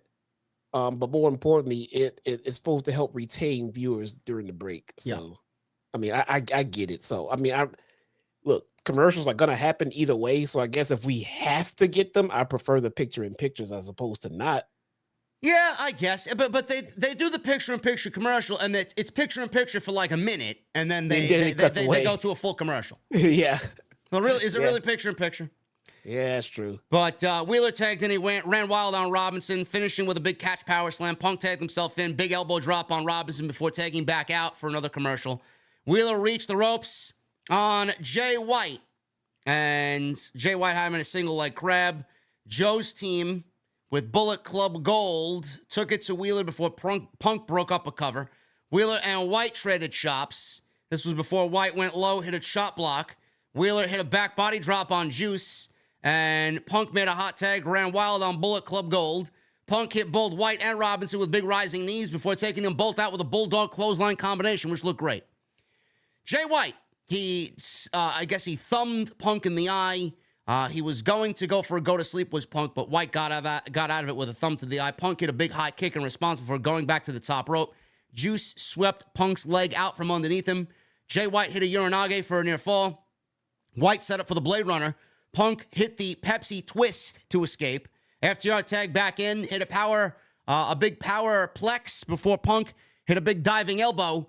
Robinson broke up the cover. The Powerplex, by the way, is that big double team move where Cash comes off the top rope for the big splash. I love that double team move. Very old school by FTR. Robinson broke up the cover, allowing White to tag out to Joe. Joe and Punk traded strikes before White blindsided Punk. Match completely broke down with all 6 guys going at it. Couple of guys on the outside. Punk and Joe were in the ring alone. Punk hit the rising knee. Joe slipped out of the go-to-sleep. I don't even know why Punk was attempting to go to sleep on Samoa Joe. I don't even know if that was going to happen or not. He locked on a coquina clutch to Joe on Punk. Bullet Club tried to hold FTR back. Harwood was on the ropes. Cash was being held by Juice on the opposite side. Robinson was tagged in, but Harwood was able to break the submission of the coquina clutch as he escaped Jay White. Robinson was in. Punk hit a high kick. FTR hit the Shatter Machine. This led to Punk hitting the go to sleep on Juice, like Jesse alluded to. He was the only one sensible enough to take the pin here. And CM FTR celebrated as Collision went off the air. I thought this was a very good main event. This was exactly what AEW needed it to be. I love the spotlight on CM Punk here. He looked great. FTR teaming with their boy CM Punk felt great. The energy was, you just felt the energy from all 6 guys, how excited they were, man. It fucking completely bled through the screen here. So happy that Jay White got this spot, man. All the Jay White guys and females who block me on social media because I call them out for their fucking terrible narrative. Oh, Jay White is buried, man. He was in the fucking main event of the first ever Collision with CM Punk. How buried can he be? Bullet Club Gold is going to be doing great things, man. I thought this was a really great main event for a TV debut of Collision. And Punk looked fucking good, man. Happy to see him back. Fucking thrilled that he's back. Yeah, man. Let's see what we got. Let's see what we got planned for this return, for this story. This is what AEW does best in regards to turning lemons into lemonade as it pertains to story and blurring the lines and things like that. And what we didn't know is how this was going to play out as far as Punk's narrative when he got a live microphone. And now that we've seen that, I think that gives us a better idea of what we're going to get, because we know the Bucks are going to respond in some way or another, even more than what we just got on social media. And I think if there was a serious problem there, we wouldn't be seeing this shade thrown live on television. Yeah, I know. It wouldn't even be discussed. It wouldn't be discussed. We're getting that match, whether it's at All In or All Out, depending on where All Out is going to be. I don't think it's going to be in Chicago. I do think that we get this big 6-man tag, Adam Page and the Elite or the Bucks, the Elite versus CM FTR at All In. I mean, it only makes sense. And then maybe we get MJF versus CM Punk when that feud is over with. But I do think that AEW needs this to happen. I think it needs the energy. I think it needs this match. I think it needs that big story that they've somehow been missing since Punk went away for 9 months. They haven't had a story to captivate the audience, bro, since CM Punk and MJF. And I honestly feel like this is it. If they don't do it, then it's a missed opportunity. But I do feel with the Easter eggs and the nods to what had happened at the All Out Media Scrum and the comments and the one-liners and the digs, I think everything just wrapped up into one big present. I mean, it's inevitable that it is going to happen. Yeah, I mean, I don't know if I can disagree, with that statement about the not having nothing interesting. But the problem is they should, because they have plenty of guys, girls, and situations that could become big-time storylines. They just haven't been given the opportunity or the attention at the time to let things develop, man. So I don't know. I mean, look at Wardlow. Why is Wardlow not a big deal at this point, man? He was completely mishandled over all these months. So I think most of it, before we get into the super chats, I think most of it was Tony Khan wanting to do things Tony Khan's way. And I honestly think as AEW's roster began to grow and AEW's roster started to become 100% healthy again, and we got Collision and we got these shows now lining up this summer, I do feel like Tony Khan eventually, I don't know if he made this decision on his own. I hope that's the case because, I mean, it was clear as day. I don't know how he didn't see it himself. He might have been coaxed into thinking, he can't do this all on his own, Jesse. I feel like, he's surrounded himself with a good team now, I think, with the rumors of Bryan Danielson working on creative and Punk and Ace Steel being back and working on Punk's side of creative. I feel like it's going to be a fresh take on what AEW creative can be away from the very all over the place mentality of Tony Khan. I know he brought in Will Washington. I don't know how that's going to affect things over on the AEW side of things. But I do feel like he's got more hands in on creative now than he did a year ago. And that can only mean a good thing, man. I feel like it's going to really enhance the product. And I already feel the energy there leading in that direction. I hope that's the case because he can't do everything himself. He can't. No, there is burnout. I mean, and no one is immune to it. So as you're dealing with that, I mean, I know he's scrapped Dark and everything else, but you still got to deal with Dynamite. You still got to deal with ROH. You still got to deal with Rampage, and now you have Collision. Yeah, and you got the pay-per-views. Don't forget, we got London coming up. Mm-hmm. There's too much. We'll see what happens, man. But I feel like after tonight, AEW's headed in the right direction. I know it's the first show. Can't get too excited about it. And I'm excited about it, but I have my reservations. Jesse was correct earlier in the show. It's the first show. They're going to come out swinging. They hit a fucking home run in their first at-bat, and we will see what happens. If they don't hit a home run on next Saturday, it's not going to be the end of the world. If they hit a fucking triple or a double, I'll be fine, but don't expect them to hit home runs every fucking week. No show is a home run every week. None. So, yeah. Even NXT at its heyday, man. NXT in its black and gold phase, it was not a home run every week. But, you and I watch that show religiously, man. If they do a 7.5, 8 every week, that's fine. It's fine. It's fine, man. Do you mind if I cut out of here for the super chats? Yes, you can go, bro. I will bring the venue back to life here. You go do what you got to do and enjoy the rest of your Saturday night. And I'll see you on Wednesday. Well, I'll talk to you tomorrow. Awesome. Thanks for everyone joining us on your Saturday evenings. Catch me on my channel on Thursdays for Impact Live reviews, and I will see you guys. What is today? Saturday. Everybody in the chat wish Jesse happy Father's Day before he gets out of here too, man. So. Oh yeah, Father's Day tomorrow. Yeah. Thank you so much, man. I appreciate it, bro. All right, man. Yeah, I'll see you. I'll talk to you tomorrow. I'll see you on Wednesday. All right, man. Take it easy. Yeah, later, bro. Yeah.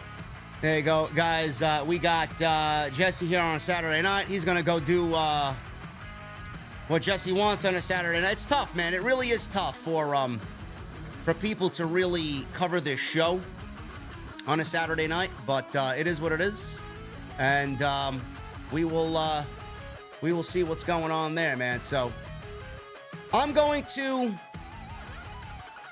get the venue back to where it needs to be. Give me 1 second here as I lay things out for you.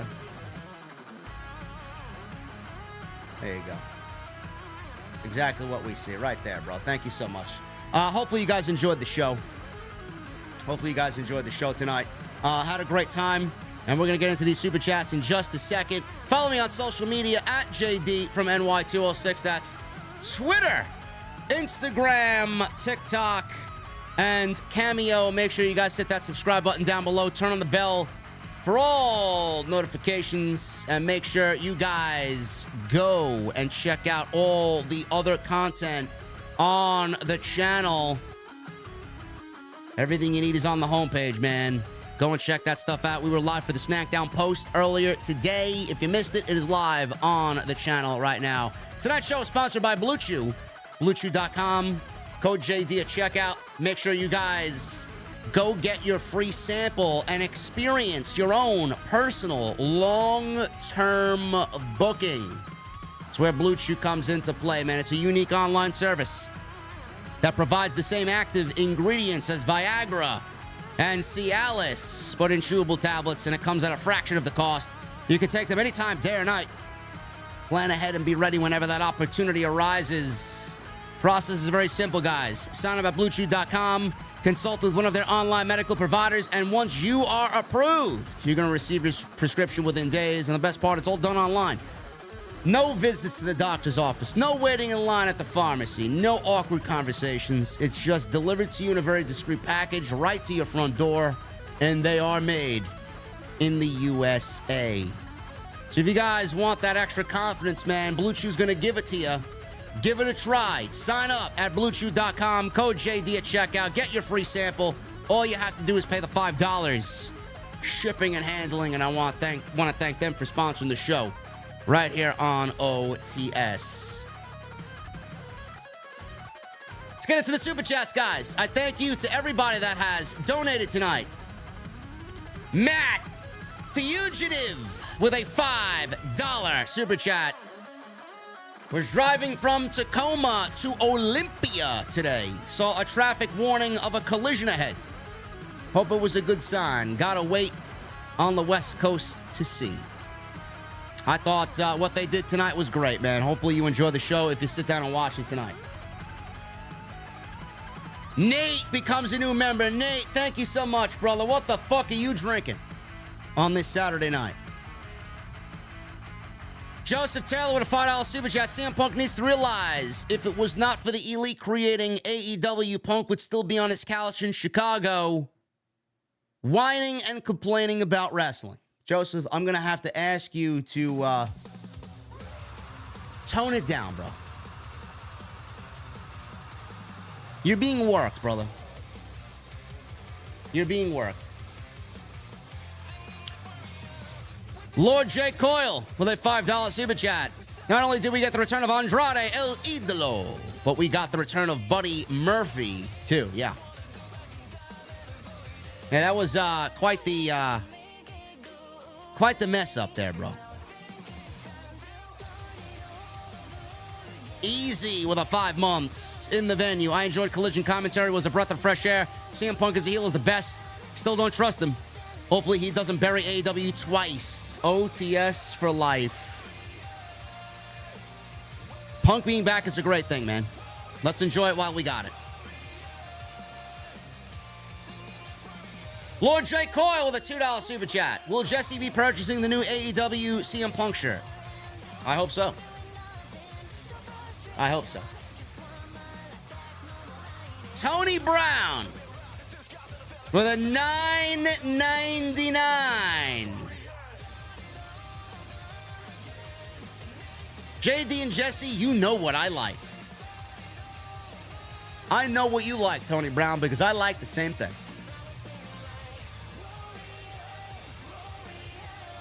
Phil with a $9.99. I loved everything about AEW Collision tonight. The matches, the atmosphere, the presentation, all of it was perfect. No complaints out of me. Guys, business is about to pick up. OTS for life. You know it, Phil. I thought tonight was a home run for AEW. Michelle Moran with a $2 super chat. Enjoyable show. Collision is off to a good start. Absolutely. Devoted with an 11 months in the venue. What an incredible debut for Collision. OTS for life. You guys rock. Thank you for everything. Love and respect. Thank you, Devoted. Cody Snyder with a $10 super chat. Hail to the king, baby. He's back. OTS Chief. I'm getting that Larry shirt. Absolutely, Cody. I think everybody should go out and buy that CM Punk shirt. I think it's great. The J. Caleb Show.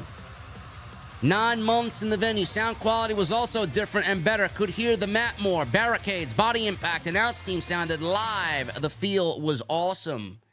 I agree, man. I thought everything was right. I thought the commentary could be raised just a little bit. AEW Mark, 18 months in the venue. What a show. The production was top-notch. Stage looked fire. Felt like a pay-per-view. Felt like an AEWA show. Hope this continues. Just wish we had Miro. We love Miro, man, but take nothing away from Kevin Kelly. Kevin Kelly is fucking great. If you don't know Kevin Kelly's work, you will get used to him. Beyond the Script podcast with 21 months. Love you, JD. My daughter alienated me from her life. Honestly, if it wasn't for you, the laughs, I'd probably give up on life. Thank you, bro. I'm sorry to hear that, man. Whatever I can do to help you out, man, I'm happy to do it.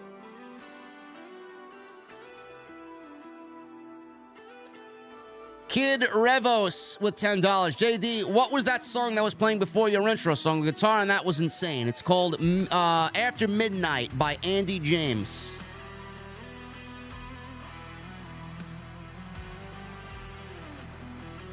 Thank you, kid.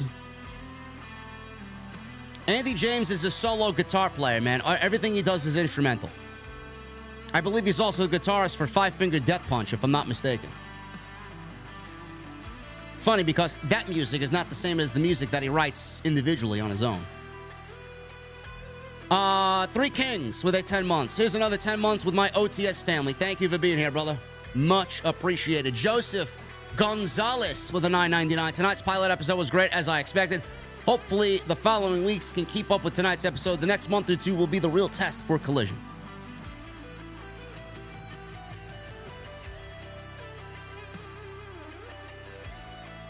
There you go. Beyond the Script, brother. Hologram is telling you you're not alone, man. He's going through the same thing. You need someone to talk to, brother? You got good people here, man. Believe me. Dom Wapo with a $4.99 banger of a show. As a Hispanic, it killed me hearing Kevin Kelly try to pronounce Andrade El Idolo. But he killed it after that. Bro, I had trouble calling Vikingo by his full name last night. I just called him Vikingo or Vikingo. I say Vikingo. I'm a fucking New Yorker. Okay? Vikingo. El hijo del Vikingo. No. Hologram with a $5 super chat. So I heard Punk couldn't move tickets in Chicago. Tonight proved why Phil Brooks is CM draw. That was a fire promo. Is he heel going forward? Not Chicago, but maybe in another city for sure. We'll see. It's going to be very interesting. A very interesting narrative to see develop on TV.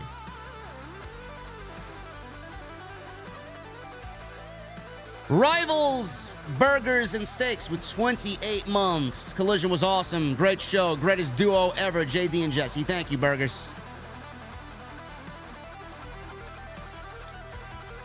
Jesse Caro with a 26 months. Love it. I'll catch the review in the morning, but what a show. Glad to see Punk, Miro, Andrade, and holy shit, is that Scorpio Skye? OTS for life. Yes, indeed, man. Scorpio Skye is indeed back. Joseph Taylor, $5 super chat. So the CM Punk promo was basically him whining about the Elite. Joseph Taylor, I'm going to have to ask you to calm down, brother. You are being worked. Someone tell Joseph Taylor in the venue that he's being fucking worked, please. Kid Revos with a $5 super chat. I think CM Punk might be laying the groundwork for a heel turn. If so, good. CM Punk is great as a heel. A better heel than he is a babyface. Billy, thank you for the 100 bomb from earlier, brother. Appreciate you. Hopefully you enjoyed the show and your whiskey, man. Larry the Dog with a $4.99. Love you, JD. As for Jesse, he calls me ugly, yet I get more action than him. Keep talking nonsense. Watch how Ace Steel and me pull up with the fangs. Larry, we love you, brother. I think you're fucking handsome as fuck, bro. And I don't know why Jesse may be jealous that you get to lay next to April every night, bro. I know he's jealous. I think anybody would.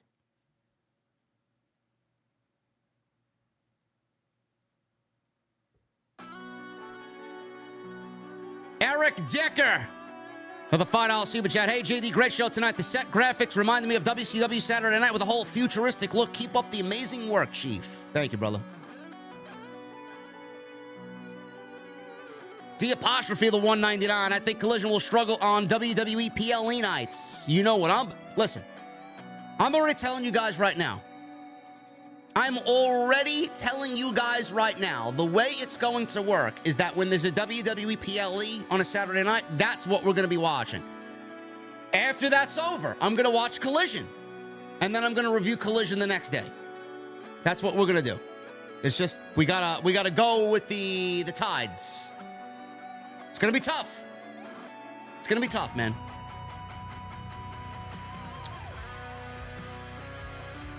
Larry the Dog with a $4.99. Matter of fact, Jesse, speak my name again and I'll have Phil bury you like he did Colt Cabana. Man, Larry the Dog is fucking vicious tonight, bro. Holy shit. Marco Collin with a $1.99. Any fan who wanted an apology was soft as fuck. I don't give a fuck if he apologized or not, man. I love it. I think it's great. I'm already dead. Thank you for the 100 and 100, brother. 200 tonight. I'm already dead. A VIP in the venue, man. And thank you again to Osakui for a $500 super chat earlier tonight, who could not be here as he's at the Flash premiere tonight. Gotta love Osakui, man. Edmund Van Buren with a 9 months. This show was great. Happy Father's Day to Mr. Chi-Town Smark. You guys are awesome. Thank you, Edmund. HVJRC with a $1.99. Fantastic show today. Also, Wardlow looks WWE bound. He should be. I don't know what the fuck they're doing with Wardlow, man. Ridiculous.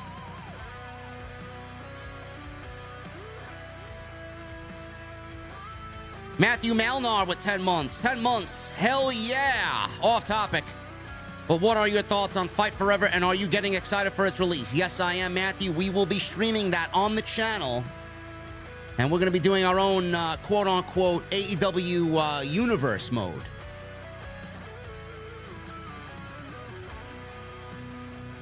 Cake with a $2 super chat. We, as a venue, should get Jesse that shirt. You should absolutely. I urge you guys to donate to Jesse on Thursday so he could go buy that shirt. That is your goal this week. That is your homework this week. Donate to Jesse so that he can go buy that shirt.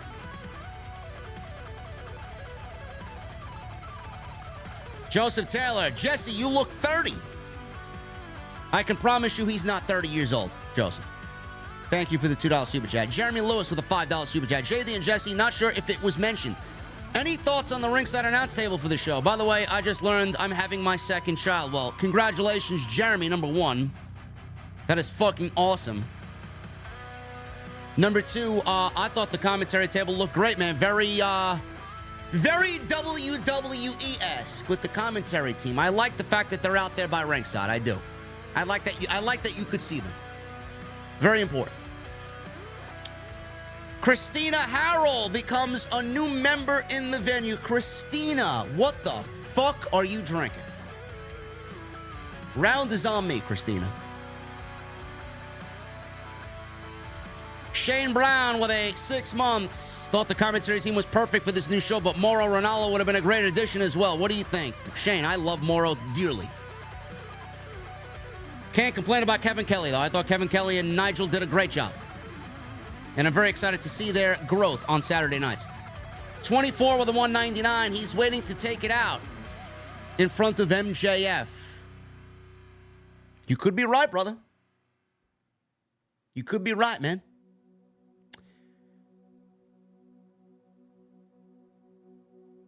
Have at you, Snake, with a $20 super chat. Apparently, Juice Robinson is rock hard. I don't know why. For the life of me, I don't know why he's rock hard. Keep being you, bro. You're one of my favorite persons to listen to about wrestling. You're a real one. Jesse, shout out to you, too. Thank you, man. Appreciate you. Nelly, I'm not a father. I'm a fur baby father, but I'm not a father. Well, thank you anyway. Brian Owens with the $2 super chat. No message. 24 with a 199. When Skye's coming back? Screen lasted a millisecond. I'm sure he'll be debuting soon, maybe next week. Jorge with a $9.99. Besides wanting CM Punk's direction since he's back, what else are y'all looking forward to for this Collision show? Any changes you would make on this show? Felt like old times tonight. I would change nothing. This needs to be the vibe of the show moving forward. I thought they nailed it.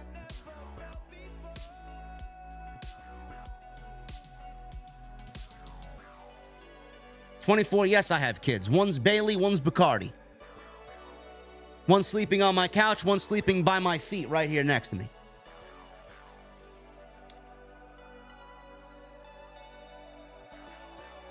Jorge, thank you, brother. Theme parks and things. With Johnny, 8 months. Really love Collision tonight. Hopefully, TK just stays out of the way of creative. I mean, he can have some input, but let Punk and others do their job. TK's always going to make the final decision, man. Eugene Morgan with 10 months. I'm with you on keeping the politics out of wrestling. On that note, I've been here for a year. I used to listen to Salamonster, and I love him. He's great. But OTS is where I need to be. Eugene, that doesn't mean you can stop listening to Salamonster. Or you have to stop listening to Jason. Listen to both of us. Make time for both of us, man. We both have very similar takes, but very different styles. Brian with 5 months. Where is Peter Gaymore? I don't know. He's crying about Omos somewhere. I have no idea. Omega Kong with a $5 super chat. But JD Rampage had a great intro and they failed. What's that mean for Collision, man? Let them hate. Let them yell at their fucking Twitter walls. I don't care. Jedi Joker with a $5 super chat. Special shout out to Golden Boy in the chat. He's the best father a brother could ask for. Love you, bro, and happy Father's Day. Happy Father's Day to Golden Boy. Omega Con with a $5 super chat. Thank you, brother. But JD CM Punk didn't apologize to the fans, man. That's what happens. Joey Clemenza with a $5 super chat. AEW Collision was on fire. On another note, I saw the clip of you calling Vikingos match last night. Lucky. Excellent job, brother. Hopefully it came across well, man. Hopefully it came across very well. I was very happy with what we did last night. Hollywood Guy with a $5 super chat. I saw somewhere that the Money in the Bank is going to have a screw job finish with Drew McIntyre winning. Your thoughts? I hope that's false. I really do. That would be awful. He's not even in the match. That would totally be a Vince McMahon call. Mike FPS with a new membership and a $2 super chat. Thank you, bro. And 24 with a 199. TNT title is the ugliest and worst booked title belt in wrestling. I don't think it's ugly. It may be the worst booked title in wrestling for sure, yes. I don't know what the fuck they're doing with it.